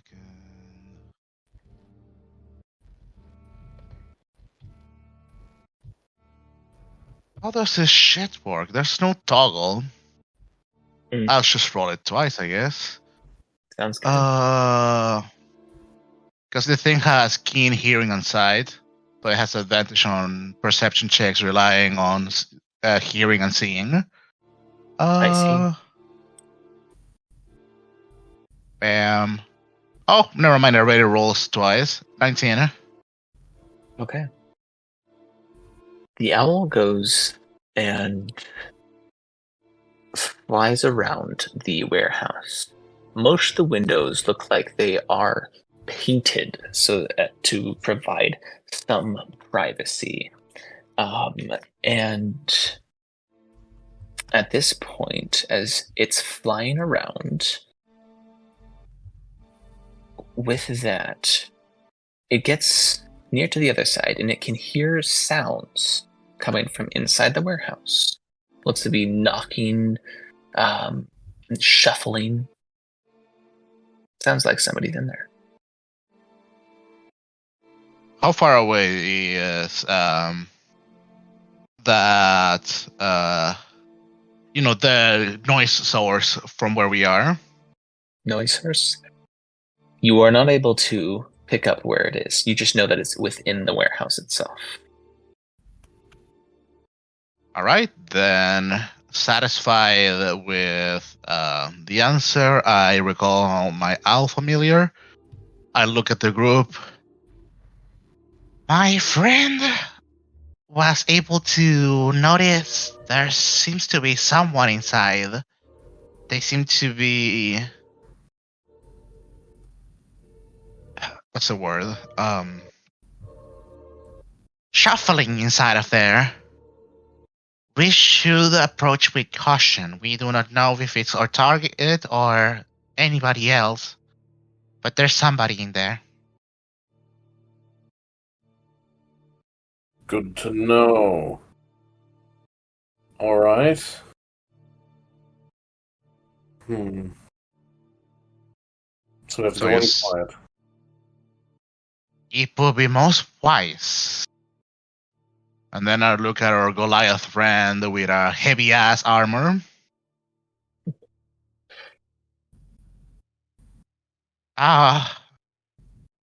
Good luck.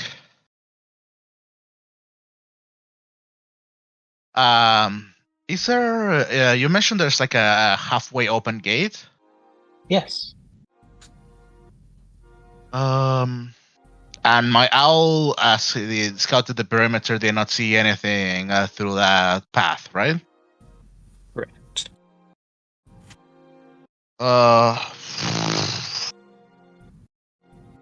It seems to be the easiest way to continue forward, which is obviously the least appealing one. Right. Is there any lights like in that area? Lights? Not that you can see, no. Beyond just the candle, the street lamp from across the way. And me. And you, yes. And you.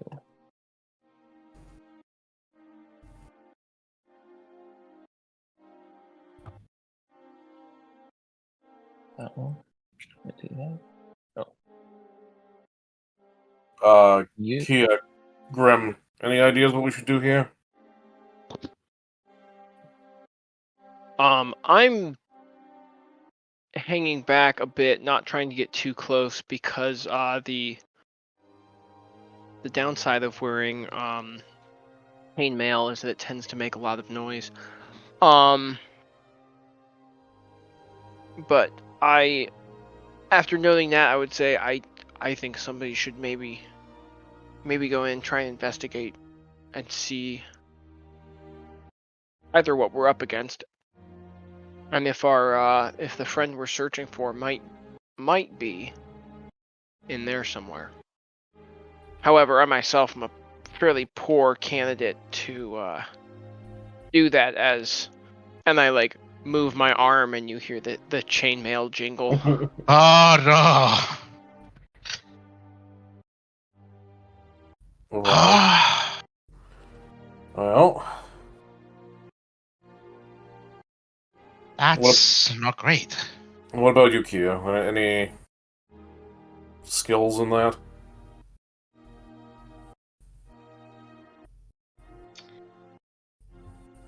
I wouldn't say I'm necessarily skilled in too much, but I have a pretty good skill with stealth if needed for me to maybe climb up and peek in a window or sneak around a corner if needed. Most windows I saw were painted over to provide, privacy. But you look nimble. You're barely wearing anything. Do anybody have lockpicks or anything like that?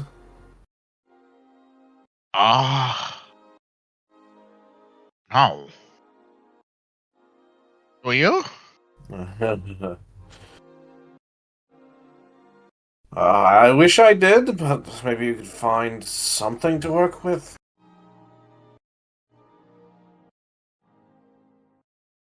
Right, well, either way. I'll try the door, see what happens in the back. It seems to be already open slightly, so maybe you might be able to find something closer in.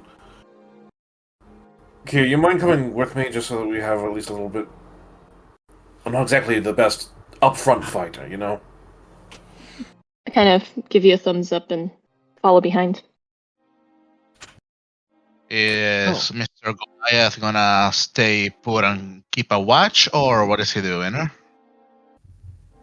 I just laugh and say, "You want me to try and sneak in there?" And I just take a step, and you just hear my chainmail just like chain people and make noise. Yes, of course I'm gonna stay out here and keep watch. Well, can you keep and you see my alphamiliar is like hops from my shoulder and flies up to your massive. Do you have like a shoulder pads, or what do you have on your chainmail? Yeah, or is it just a chainmail? I'll have like shoulder pauldrons. It's gonna flutter its way to your pauldron. Anything happens that you notice, and you can tell it to her. Question for the DM: do familiars make any kind of light? Familiars Not themselves? this one. There are some fine No. familiars that can produce light. Okay. Uh, I will nod, and I will try and find a somewhere like a somewhere in shadow that I can Sure. watch out from, but that I am as long as I'm stationary and not moving, I will be much harder to see. You can absolutely do that. And since this stealth check is it's not based on sound, but rather how well you can find a good place to hide, you can roll me a stealth check flat, since you're standing Oh my goodness, it's like Christmas, but it came early.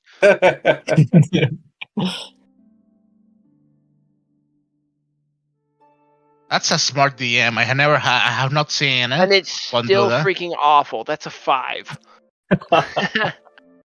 You are quite large. But you do the best you can as you hide off to the side.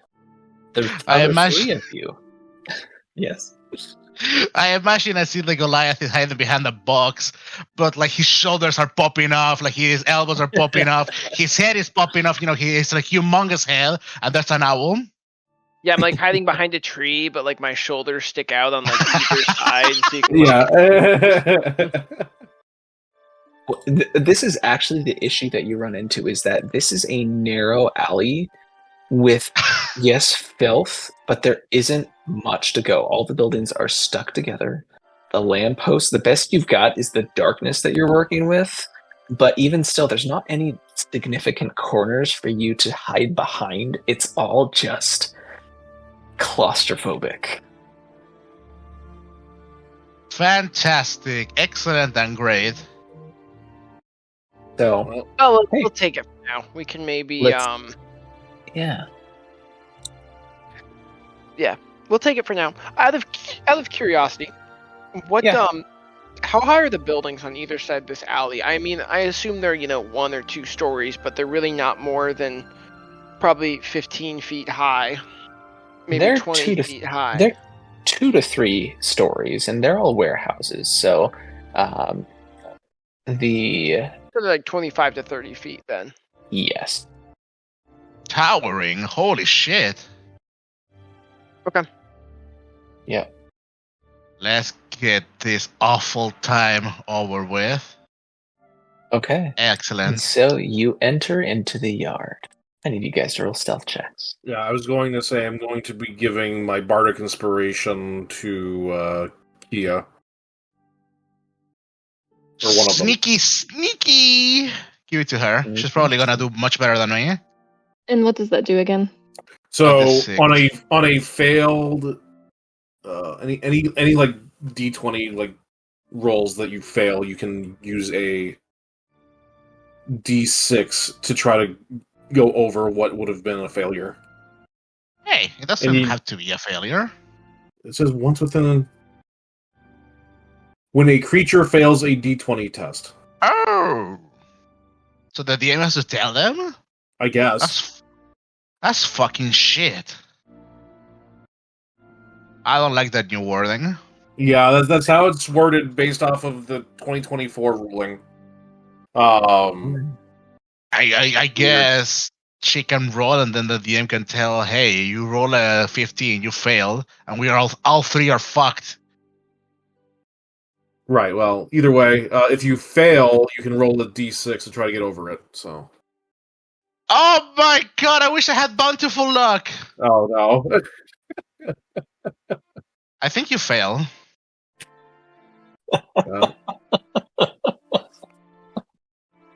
Ah! Yeah, that was not a good roll. So, Kia, what? I guess what? I think I rolled what a do 1. you think would be the reason why? If You did roll a 1, yes. of course. Narratively speaking, yeah. Why? What makes that a 1? As Kia's sneaking behind, kind of following along, she happens to look up to see if there's anything suspicious going on in the rooftops or peeking down. And as she does that, since this place is so dilapidated, she trips over a plank of wood or upturned rock, something in her way, and crashes into one of the crates. If there's a crate there, I'm not sure, but it's gonna be loud. Yeah. We'll say the crate's there, and it's no It's a longer there warehouse. now. No, that's a great. That's the. Bye, It Chris. is. This place isn't taken care of, and so it causes a loud sound to rupture around the area. And you all hold your breath for a second. Kia looks very panicked right now. Is there any Damn. crate to maybe hide behind that's not broken? Small ones, yeah. Hey, that works for me. Well, Desmond will go behind one of the crates and just kind of go prone, I guess, and just try to stay as hidden as possible. Me too. I'll follow this man. And so, how long do you spend there? Do I hear anything from my owl or myself? Your owl out with the Goliath doesn't hear anything. You Not so Don't hear successfully hiding. all three of you, after you quickly get behind cover, and you listen closer, and you don't hear anything. This is more intense than it needs to be. Yeah, I was gonna say, like, this is like the worst part of the song for this. Yep. Hey, that's a good one. Yeah. You don't hear anything. In a minute, 2 minutes, 3 minutes. Maybe whoever's in there just wasn't close enough to hear.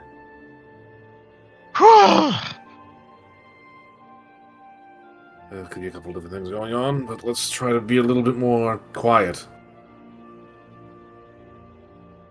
And so That was clumsy. It happens to the best of us. That was my bad. I'll watch my 2 left feet next time.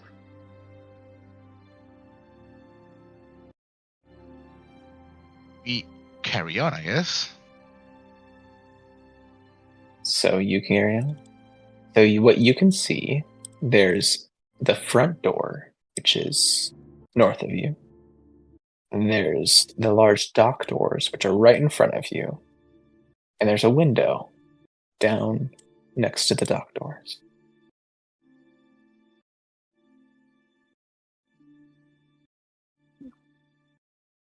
Okay. I guess Esben will probably go by the window. So. You go to the window, you give it a quick pull.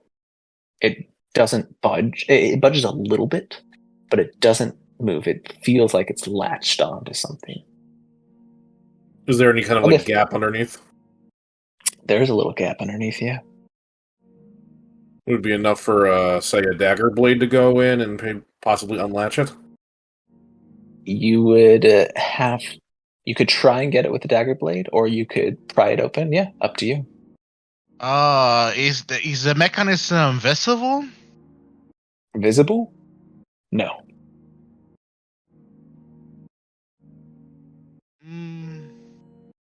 I could attempt to mage hand and see if I can tug something so you can open. I mean, if you think that would be a good idea. Unless it has like an arm to it, should probably help. See if I can open it from the inside.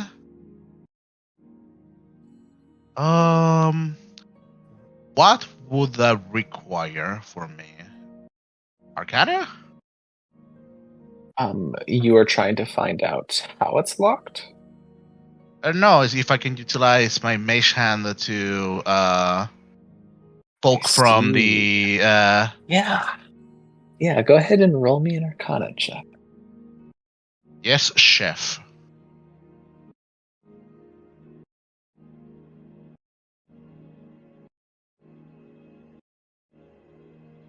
$21. Hell yeah. That's wonderful. As you go to the window, you peer through the crack, and because of the light that you have, you're able to see a little bit of illumination on the other side, which, as you know, the spell requires a little bit of that illumination. You need to be able to see it. And so as you see the space in which you spawn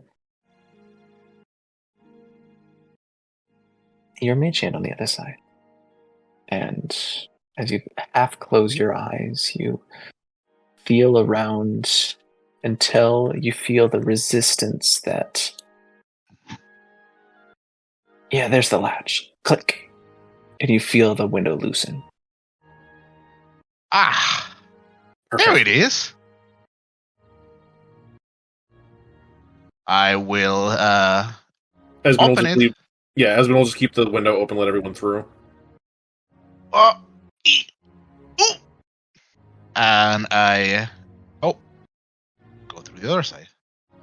There you go.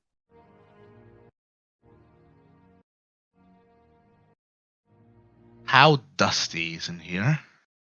Well, I'll describe what you see. Inside this room,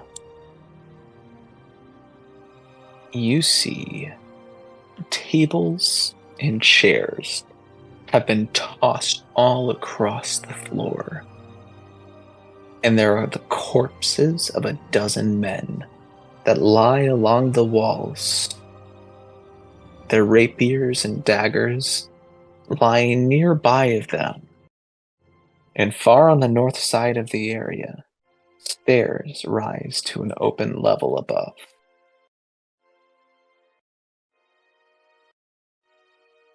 That's awful. Also, I feel like my vision should be shorter than this. Do you have 60 feet or 30 feet of dark vision? 0. You have 0 feet of dark vision. So based all on light and how light and dim it is. It's 20/20, so 20 of right, 20 dim. I should have up to here. I will remove your dark vision because I have you with dark vision. I don't know which one of how many of you have it. Halflings is one of the 3. What? One of the 3, motherfucker! Just 3. Just 3 that don't have dark vision. I can't see anything now. There we go. Do you have... I should have dark vision, yeah. Alright, cool. Motherfucker! Do you have dark vision now? No, I need to update it again. I'll give you dark vision. Yeah, for the You longest don't time... deserve your dark vision, sir.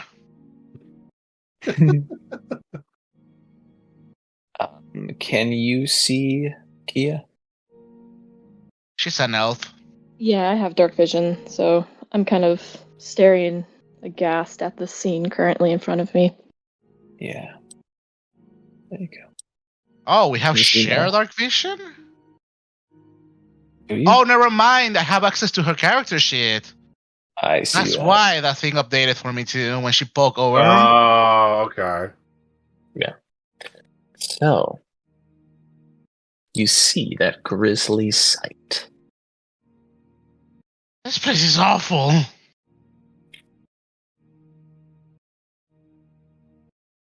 Esmond's gonna like look at the bodies, see if he can kind of like see what might have caused the kills.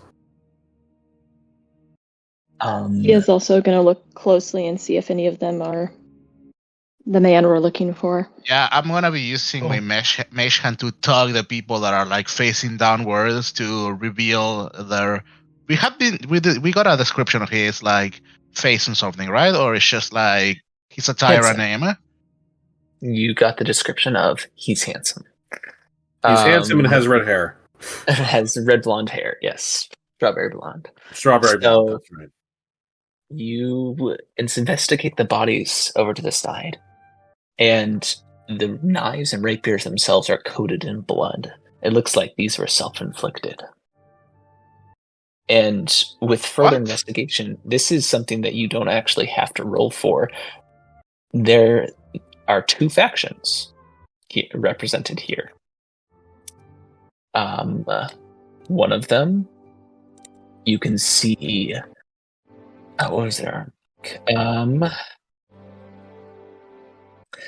There are leather-clad humans with eyeball tattoos, and then there are 5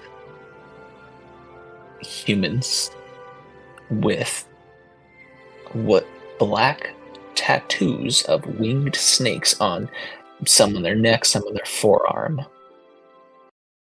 And one of the 7, the original 7 with a leather, has a black tattoo on the palm of his right hand that looks like a circle with 10 spokes radiating out from its circumference.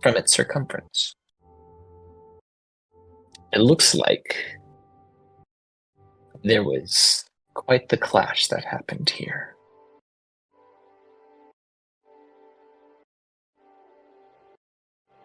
Right, we might be finding ourselves in the middle of a gang war.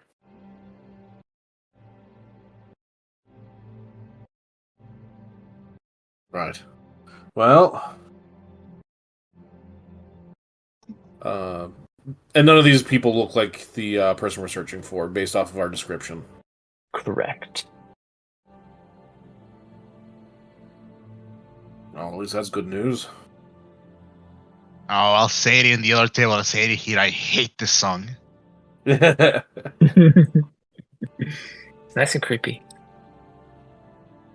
You can see the Volker at the side of this many corpses and being in an area of gang violence. He is losing his mind. He's tugging at his hair, like, grabbing himself by the scalp of it. And he's like, he is not having a good time here. Nope. Not at all. By the way, you, for the time being, until we level up and I have to update the character sheet, you can unassign my permissions for Chaos character sheet if you want to. Good. I do not wish to see what the elves see. I'll have to go in and accept that character sheet from you. Much better. Oh my god! It's so dark in here! First time playing a character without dark vision. I would like to venture forth towards what it could have been. What it could have been the source of the person that my owl heard. Are we in a turn order or Not at this point. So yeah, you can absolutely venture forward. Right. Let's get going. I don't want to be looking at this any longer than I have to. Reapply our sneak, or do we carry on from the previous? You carry on from the previous. Wonderful. Of course. And so, as you walk around the discarded furniture, trying to avoid the bodies Yeah, rule of thumb. If there's a body where you think my character is going, I'm not going there then. Right, obviously. Oh, no worries. You are being cautious. You are trying to be careful. And so, you step around some of the fallen. Whatever that happened with this fight, everything is everywhere. I mean, there's there seemed to have been quite the production here. Maybe it looks like wasn't actually a warehouse for goods. It was a warehouse for nefarious purposes. There's parchment, there's rope, and obvious medical supplies, that sort of deal. But as you are passing by what looks to be a table that's been completely upended onto the chairs that it was that had been surrounding it, who's in front? The person that I can actually see, I would imagine. I guess it would be Esben, yeah. Esben, you'd be in front. And so as you pass by this table, from underneath the table, Is Kia following us? Is Kia following you? Yes, I'm close behind since I can see as well. Sounds good. So you'd be falling behind. From underneath the table, a flash of metallic silver glints in the light as something reaches out and attempts to slice your leg open. Jesus Christ! An advantage. This And the is from under the surprise. table? This is from under the table, yes. That is an 18 to hit you. Oh, that will definitely hit. My armor is not high. I got What is your number? 14. I'll let it slide. That'll be that will be 4 slashing damage as the table erupts, and from underneath all three of you see this black avian humanoid, short with a long beak and feathers all over it, and it wears Oh my a hooded God. cloak. It's Crick. Here we go. As he comes out right next to you in this surprise round. Here we go. And yeah, we will take this time to now have everybody roll initiative. Oh no, it's a Genku! Yep. I have no idea this is happening, correct? You will. On my turn, you will.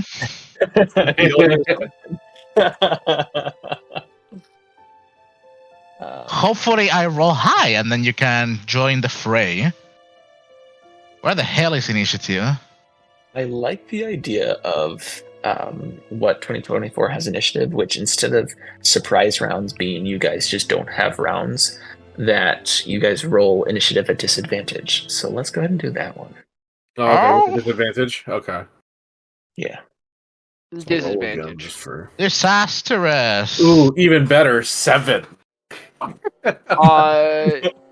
Nathan, do I roll or do I hold off for now? I would personally, Yes, I would roll. say you hold off. I would Oh, roll. all right. Let me I will toggle allow you to disadvantage on my. Let me toggle disadvantage on my roll. Oh, okay. Never mind. 17. At disadvantage? Nope. Hang on. Gotta roll that again. Wow, what a way to kick on the paddle, 13. 13, okay. Excellent. Let me reroll that. Oh, you may reroll Oh, that was double nat ones. Was it? You just stated luck on my screen. Yeah, no, that's my halfling racial. Yeah, Why Why the I heck roll did a- you roll a 3.14? that's I have a putting in his, dexterity tiebreaker, yeah. I forgot to turn that on. so I should have to. I'm going to reroll flat again because both of them were not ones.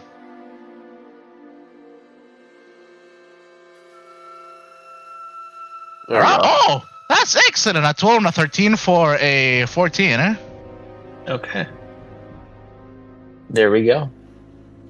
Still isn't fast Halfling enough. luck, baby! As the blade scratches across your thigh, you let out a. Would you let out a yelp? What would you do? He would try to muffle it, but no, there'd still be a noise for sure. Yes, and that is what you hear, Grim, is a yelp come from inside. But on the Kenku's turn, they... this one used his action in that surprise round to make that attack. And then another one bursts from underneath. Would I be able to discern from that yelp who is yelping? Because, for all I know, it could be somebody else inside that compound. Inside, maybe? Yeah, that would be an insight on your turn. Oh, As several more pop up that's out of... very good. Insight. I'm in insight. danger! Dirty 20. Yes, as these ambushers decide to do what they do best in ambush. As this one is going to vault over and do an athletics check for this guy. I hope he falls. Passed. He DC 10 passed. Not a lot there. 5, 10, 15, 20, 25. And he's going to come up. This guy goes after Kia, you in the back, as they're trying to get all of you as quickly as possible. As he's going to bring his short sword to bear. Absolutely hits with that. Roll a natural 19. And yes. As you're going to take 5 piercing damage. And then this last one is going to go after the little guy as he runs up. Yeah. As he's going to run up, go after the little guy. Oh, at advantage, rolled a nat 1 and a 5. Which is your AC 10? No, my AC is 15. Goes to stab at you, and you are able to duck out of the way from its flashing blade. As 10, 15, 20. You said 5 hit points, Oh me. my god, no! Yes, 5 hit points. Yep. As another one shows up. But that is their turn. So, Volker, you're up as this flashing blade swings over your head. Oh, okay.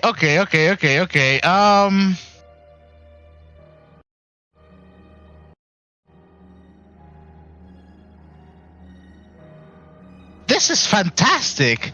I'm just going to free action shit my pants.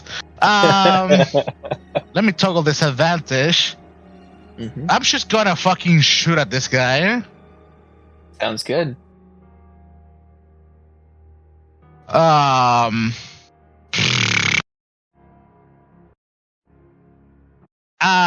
am targeting the one that is focusing on me. This one. Okay, go ahead. Yeah. A 10. A 10 with your light crossbow. You pull up this light crossbow right in front of you on this Kenku, and as you go to fire the bolt, it lifts its free hand and pushes the crossbow out of the way as the bolt flies past its shoulder as you miss. Excellent. End of my turn, but my owl, you see, like, it was usually, perching itself, cleaning its feathers, and then it's like what Mr. Grimm can see. It's like the owl, like, suddenly looks forward, grabs you, with one of its talons. It tries to grab you by the cheek, and it attempts to fly off. As you do not nudge, it flies up toward the distance. As it briefly tries to drag you, but it can't because it's a small creature. Yep. But it's gonna take its dash action to move 120 feet towards me. So, Grim, you see that. You hear the yelping, you hear shuffling and cries of pain coming from inside, and the owl rush off. I give a big sigh and roll my eyes, and then use... How far away am I? You can get where they are at with a movement and an action to dash. Okay, You could get even... Yeah. Well,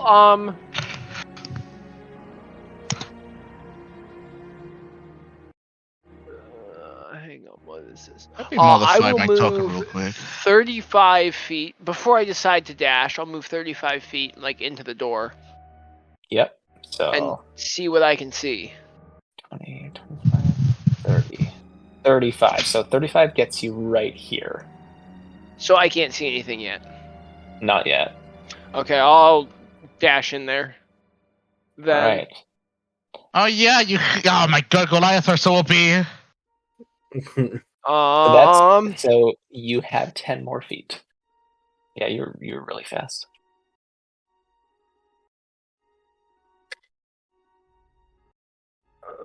I'll move next to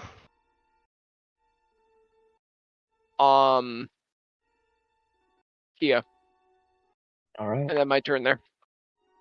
Sounds good. You're in the fray. And immediately they look a little bit more intimidated as the armored individual shows up. Kia, you're up.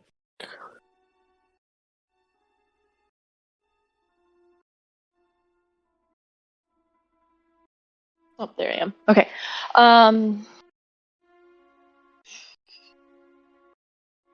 I am going to find my character sheet.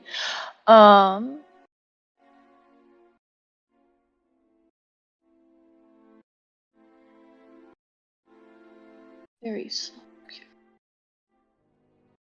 And I am going to kind of turn to the guy who just...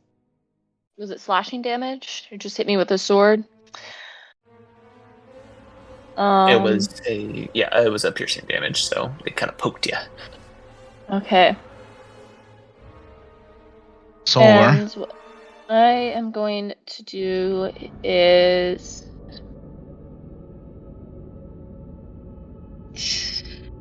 attack him with my quarterstaff.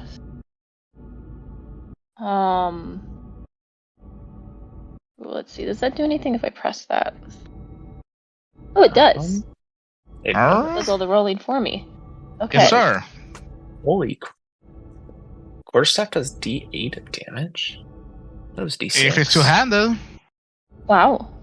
Okay, I'm not going to complain. D6, one-handed, D8, two-handed. Holy crap.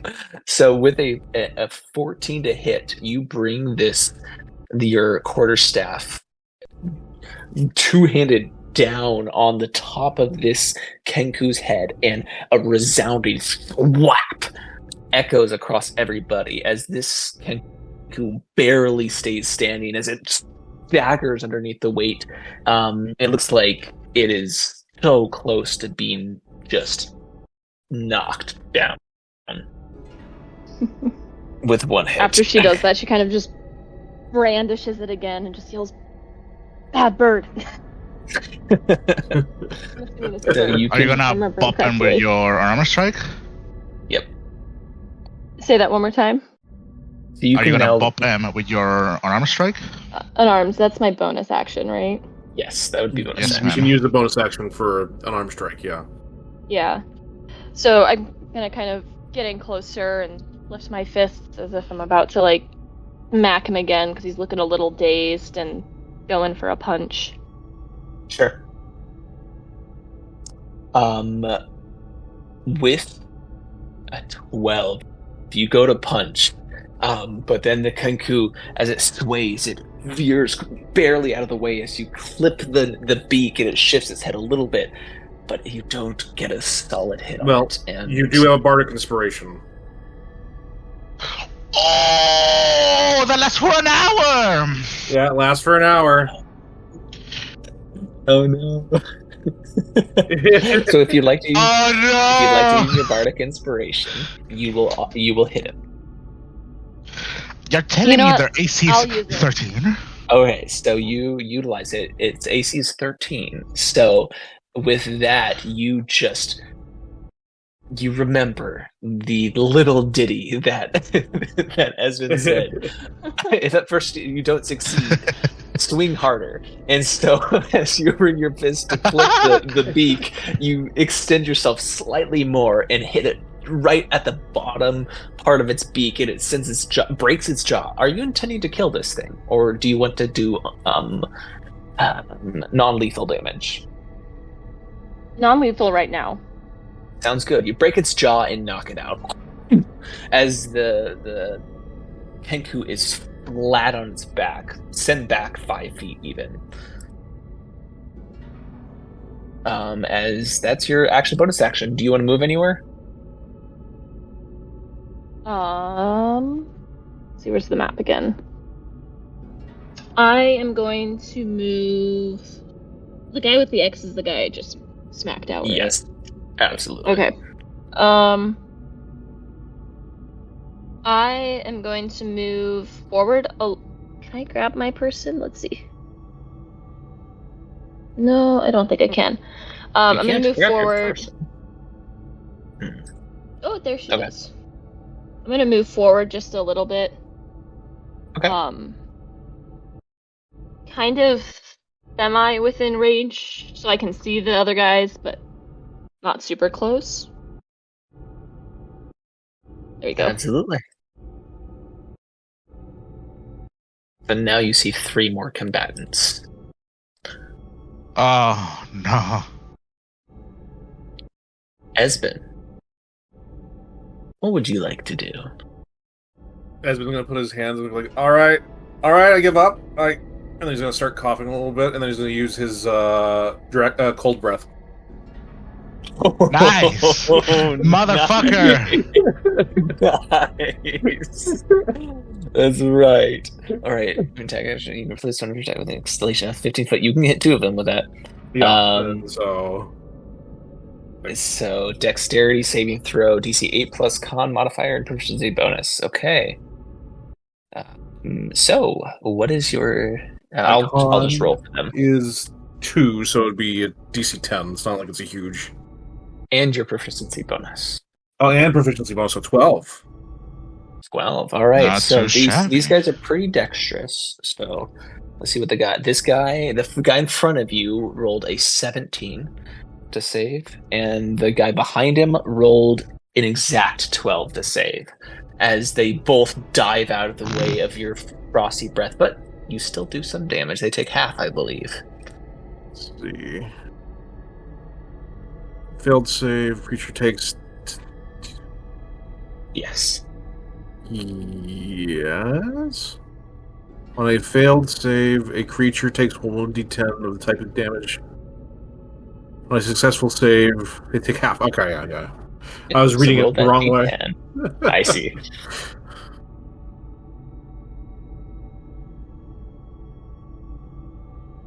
3 damage, I'll take it. So that's 3 6 full damage. Yeah. As their feathers become frosty. Decent damage. Well done. Sorry.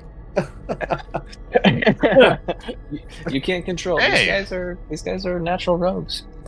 Natural scumbags they are. Natural scumbags. Yeah. So that was your action. Do you have anything else you want to do? I do not want to deal with an attack of opportunity, so I will not move, but I will give another bardic inspiration to Grimgar. I was like, you got this, buddy. I believe in you. Is that bardic inspiration? Bardic inspiration. Yep. Bardic okay. inspiration. Is that so? That lasts for an hour, but does that mean that like once I use it, it's gone though? Yes, that's how it works. Okay. With that, both of these Kenku are going to. They stand up straight from ducking out of the way of the cold blast, brandish their daggers, come up on you, as they're both going to attack you. They're gonna bring those, although they're not at advantage anymore, so it's not an ambush round. The first guy, unfortunately, hits. That's a 23. The second guy's a nat 1. So the thank second God. guy brings his dagger, and he misses because you're reeling from the first dagger stab. And Survive, brother. so that is another 5 piercing damage as Okay. I'm still up. And then this other Kenku on you, Volker, is going to try to actually hit you this time. No. I just rolled a d12 for some reason. All right. You can roll that if you want to. Holy Oh, man. crap, man! I rolled a nat 5. This is not okay. I'm just simply too lucky, I guess. Yes. At this point, you in your stumbling to avoid this flashing blade, you do find that every time he's unable to grasp onto you, it's not intentional on your part. You just, for some reason, something about you, you're able to avoid these blades. That's the 3 that are still up. Volker, you're up.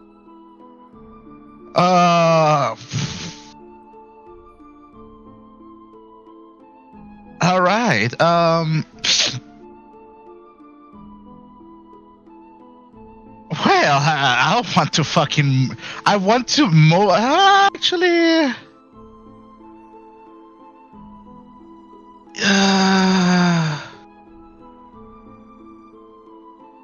Yeah, this is not a. But at the same time, I don't want to have our friend Dragonborn die. And I'm mostly brave, mostly. I'm going to hold my ground. And I'm going to load another bolt into my light crossbow. And I'm going to, do the magic incantations for a lucky shot. And I'm going to aim at the guy. Are either... No, they're both equally wounded. Yeah.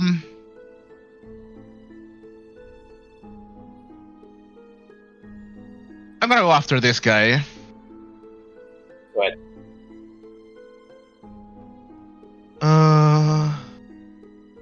Do you get disadvantage when you're attacking into someone's right next to you, or is it if someone's right next to you, you get disadvantage, period?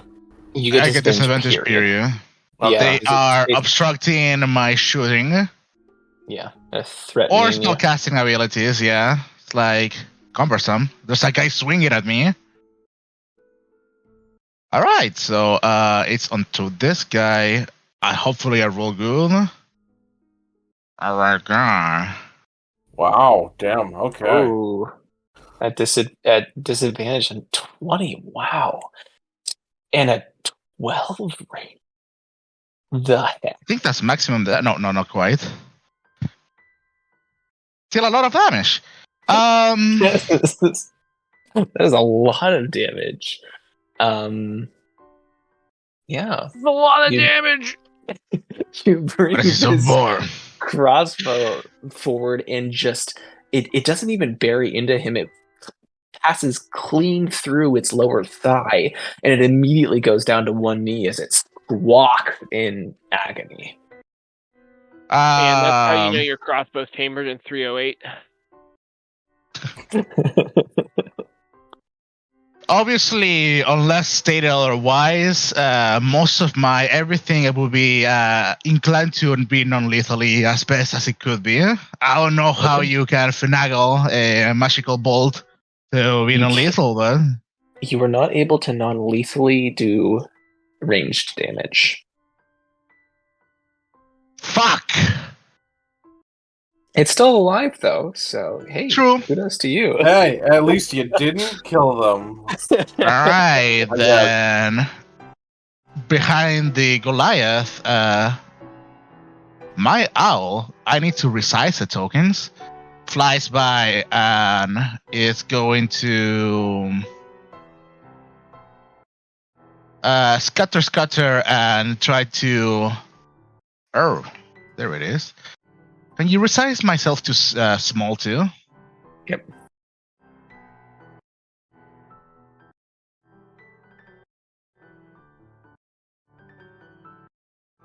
I don't know if the familiar is tiny. No! That affects my line of sight! My light aura! No! Amazing. You The wanted to be walls are small. closing in!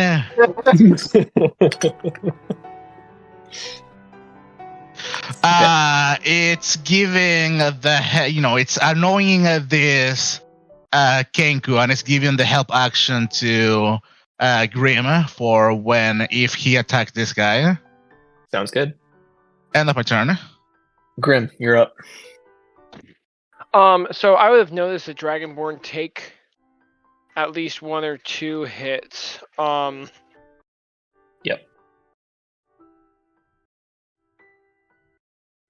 Do I have any indication of how bad he's looking? Very. Very bad. He's got several puncture wounds that shouldn't be there at all. He's leaving ketchup everywhere. Where did he get the ketchup? Can I, with my movement, get adjacent to him? Yes, you can. Okay, so I'm gonna get adjacent to the Dragonborn. 30. There you go. I'm Adjacent. going to cast with my bonus action Lay on Hands, which should heal. You already used Lay on Hands on the previous combat. I That is get correct. some. Don't I get? I thought I had a number of uses of it. I More You alive believe to I have No, 5 uses according to my sheet.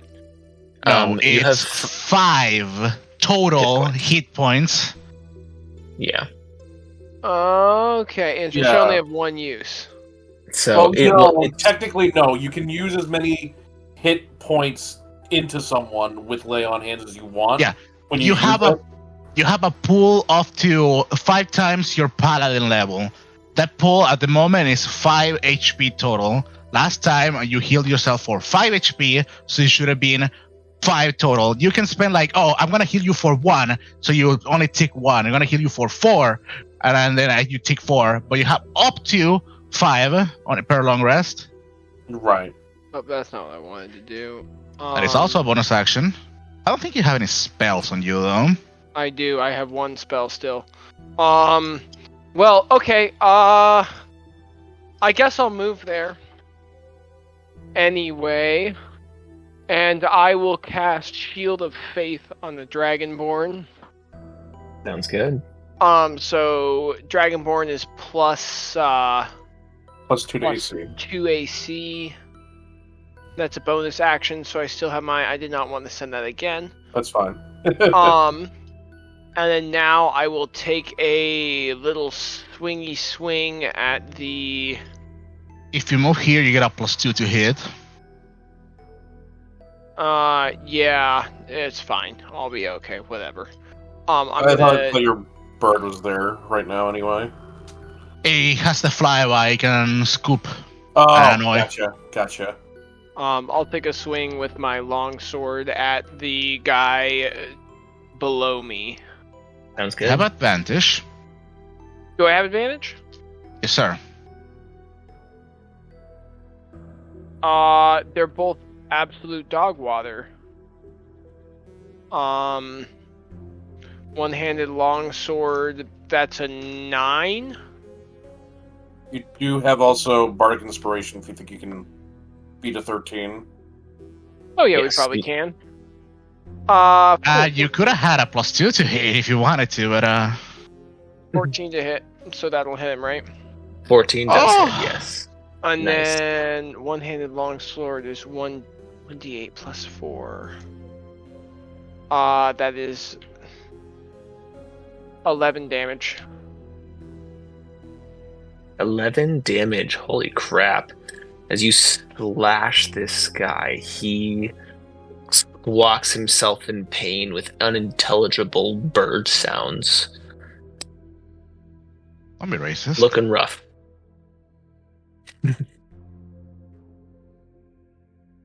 Actually, he squawks in a way that sounds exactly how Esben squawked at the beginning of the fight. Yeah, there you go. There it is.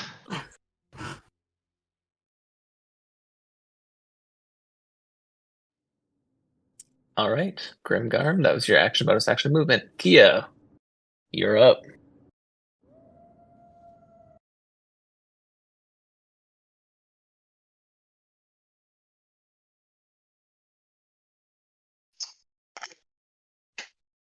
Let's see. Where am I?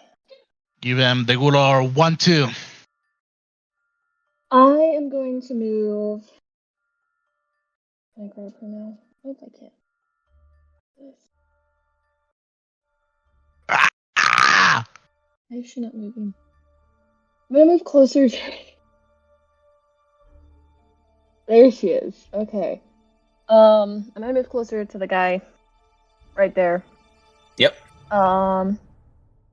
Let's see. Has he already been smacked by somebody? Yes, he's looking real rough. He's Okay, perfect. not looking good. Yeah. Alright, that's my advantage. So I'm gonna 1-2. get Bop bop. kind of pretty close to him and raise my stick and try to No! Oh, that was rough. You swing it, but this guy's already reeling from the dragon's breath and the bolt to his thigh, and he's just underneath your quarterstaff, but you can take another whack at him. Punch! Step is not a bonus action, right? The unarmed strike is my bonus action. Yes. Yes. No. Okay. Frustrated with my staff not working, I just resort to the simplest thing I've got, my fists. So I just take an unarmed strike at him to see if I can smack him as he sways back and forth. One off. Leave it to a monk to have technical difficulties with a stick. Well, even with the +2 that you get from flanking, it's just not enough Yeah. to get a decent hit to this guy. Is now it looks like he's almost looking like he might try to run. We'll see. That was action, bonus action, and movement. Esben, how would you like to act? Okay. Well, at this point, he's just gonna take out his dagger. You saying that the one next to me is looking panicked? Yes. Okay. I guess I'll attack the one north to meet them. Let's see, dagger. Okay, a nat 20. Oh, nice. Not installed. So max damage, and then roll again and add your modifier. So with a dagger, which is 4. Okay, I do have a dagger. I'm a fucking moron! Oh yeah, 9.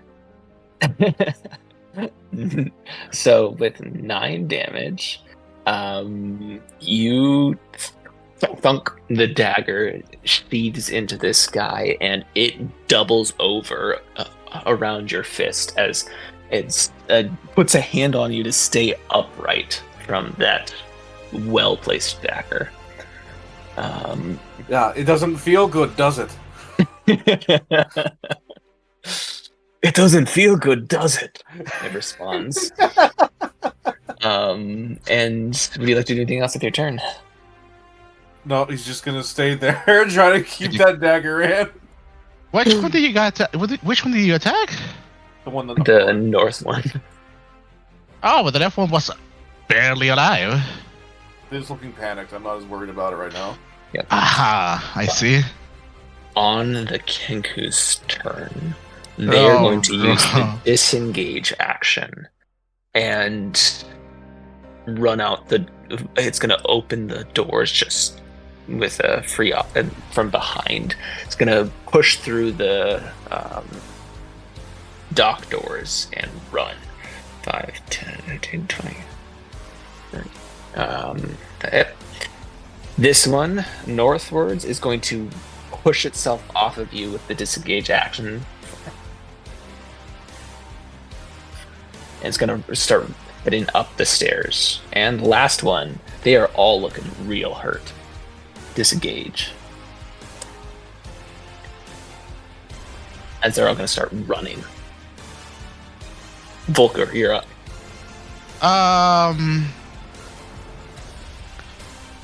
So this one is critical. This guy is critical. And They're all this critical. one... Alright. Now, if I were to be the scumbag of the earth, I would magic missile, but... You even have a spell slot left for that? I took... What's the word? What's the name of this fucking feature?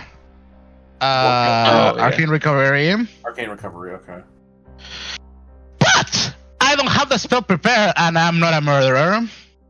Let's see how long I can keep a streak. Okay.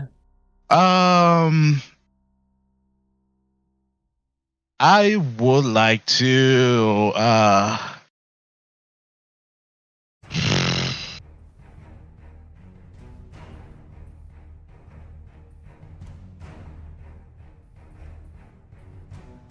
No. I can walk through teammates because they are medium. Yep. Why is this shit not working?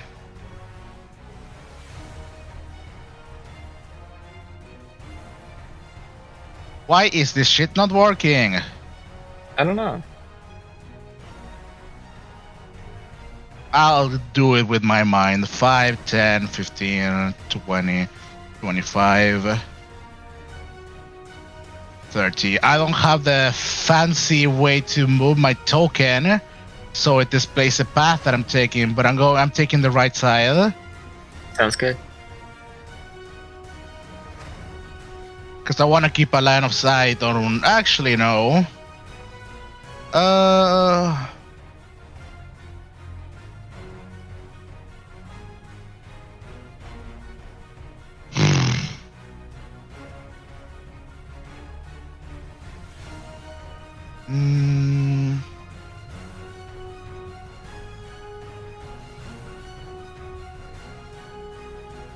And I can non-lethally attack.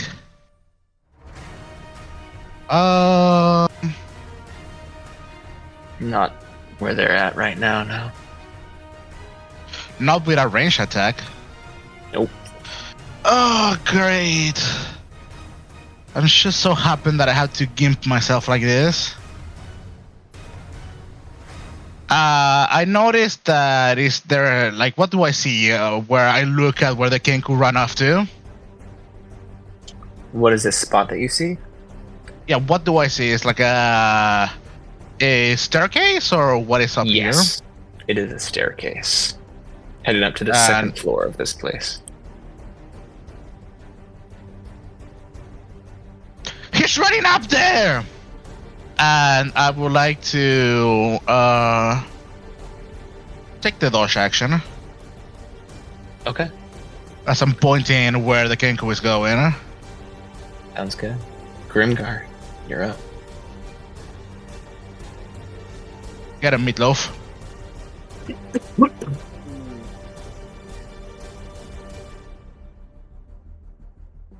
That guy running up the stairs, how far away is he from me? 5, 10, 15, 20. Or you can just go power through, I guess. You're big. 35 if you're able to actually go through a straight line, I don't know. It could be like an athletics to do so. You're big, man. You can reach. Is he the furthest one away from me? Looks like it, yeah. The other ones are actively recoiling away from the battle. Well, they're all actively running away from the battle. Yeah, but we don't know what's up top either. Yeah, and I guess my owl is just fucking pestering this guy. I forgot to my owl doing this thing. So if you go after him, you have advantage.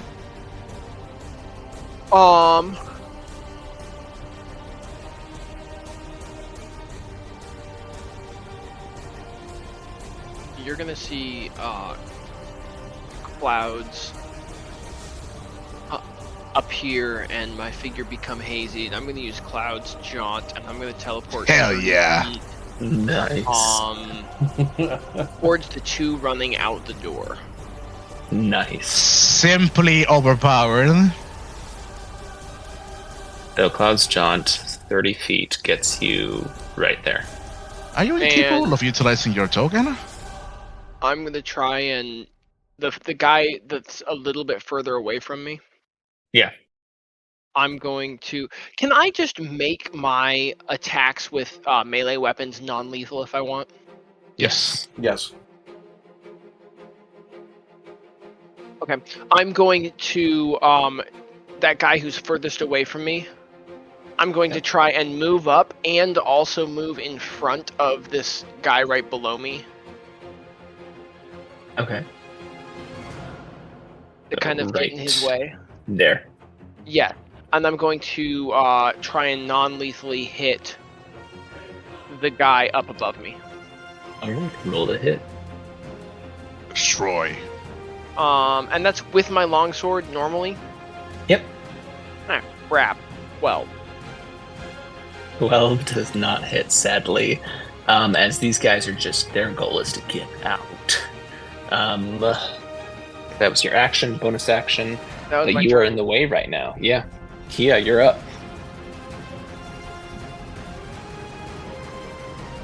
I mean, you're still slowing them down because they'll have to disengage if they don't want to get an attack of opportunity on them. Yep.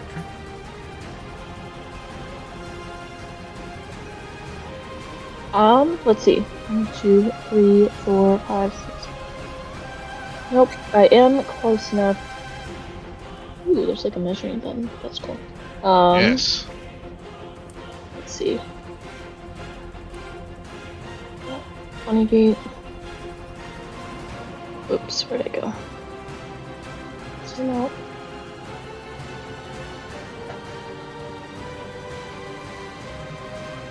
Okay, so I can go either way. Yep. Let's see. I am going to go after the guy up top. See if I can stop him at all. from Destroy. Any form of escape. And Absolutely. You have advantage on your first hit. okay. So I'm gonna go ahead and try smack him with my quarterstaff again. And hope for the best. Let's see. Let's move this out of the way. Destroyed. Absolutely. You bring the quarterstaff, knock its feet from under it as it tumbles down off of the stairs, hits the ground with a crack, and lays still. Wait. Unless he's dead, then I'm like, well, maybe a little less sweet. We'll say non-lethal. A little He breaks his head open non-lethally. bit of a concussion there, you know, days. There's not much else I can do, because I don't think I can get down to the other guys, so I think that's my turn. You can dash as a bonus action. Never mind, that's at level 2.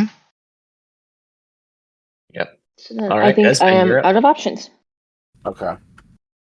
So I am going to rush down here towards the Kenku. And I guess I'll also try to non-lethally take this guy down.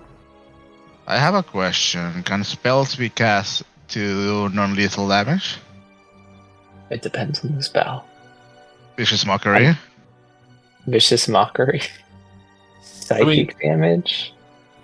That's a tough one. Yeah, I'm not sure about that. I'm just gonna do it like a normal, like, with my dagger. Oh yeah. 16 hits and 7 takes him out. You bring the hilt of your dagger behind this Kenku as it looks like the Kenku was preparing to pull his knife on the Goliath to get him out of the way, and you just whap him in the back of the head as it falls. Okay. Anything with your bonus action? I don't really have anything really to do with my bonus action at this point, so nope. Okay. Yeah, you can bardic the. No, you don't. I don't have any more left. They're all gone. Yeah. The final Kenku, seeing the magic used, seeing that it can't escape the Goliath here, turns on you, Grim, brings its dagger to bear, hisses through its beak as it makes one final attempt as it leaps at you with its dagger. That's an 18 So to that's hit. cringe.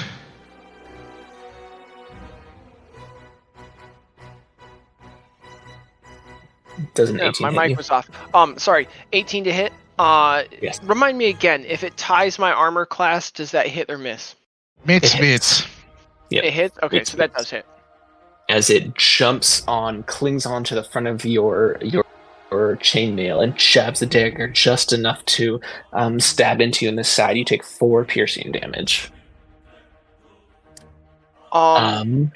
Yes. What is concentration? Concentration. You are going to roll a d20 and add your Constitution modifier.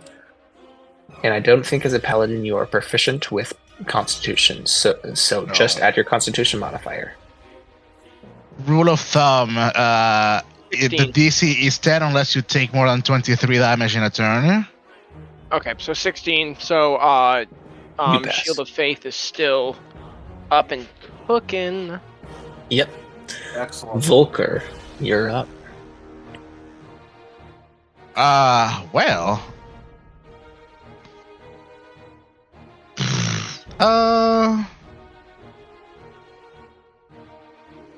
I see a commotion happening over there, but I see. Well, I don't see because it's outside of my line of sight. So I'm just gonna,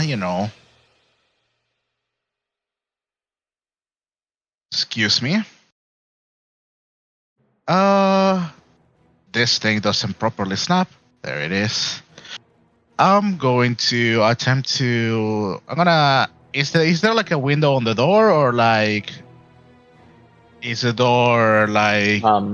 No, it takes you right up the stairs. So I will.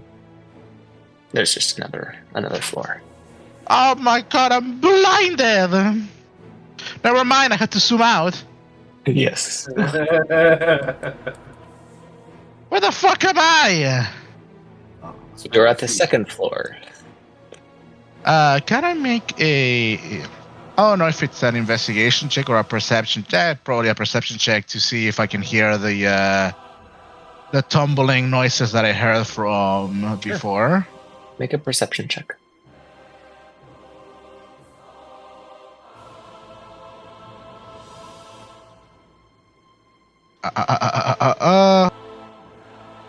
Where is that thing? Let me untoggle disadvantage real quick. 11. 11. Okay. You don't hear any other sound up here, and you can deduce that the sounds might have been the Kenku themselves. To Sal, Indeed. the owl is going to. I do not see the owl, but the owl is going to perch on. I forgot her name. My bad. Kia. On Kia's shoulder, and it's going to follow her. Okay. End of my Grim. turns. Destroy. You have a bird on your chest. Not on her chest, on her shoulder. Oh, I'm talking to Grim. He also has a bigger bird on his chest, stabbing him. Arr. Different birds. Woof.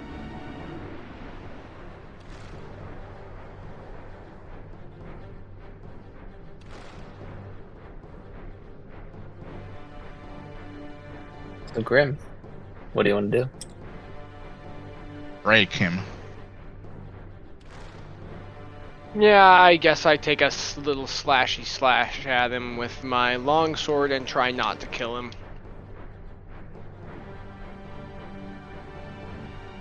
Oh my gosh, 13. My rolls Hey. are crap. It's And you have a +2. I don't know. I cannot see it, but I would imagine you have a +2. But 13 is enough. 13 is enough. Where's my D8? Where? There it is. D8, so that's going to be 8 damage. You bring your longsword down on its head and knock it to the ground as it blaze out, blood trickling from the head injury, but assuming that was non-lethal. Yes, that was Or the you plan. can hit it with the Yes. pommel. Bonk! And so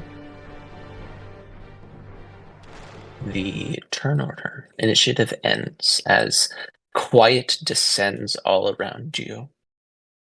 You all are around the warehouse, the Kenku that sought to truly surprise you and ambush you in the way that they could, lay unconscious around. And after a quick few moments of catching your breath, of trying to figure out, okay, what happens next, you hear somebody say, "Are they gone?" And we'll leave off there. Is it at least a male voice? It was a male voice. Excellent.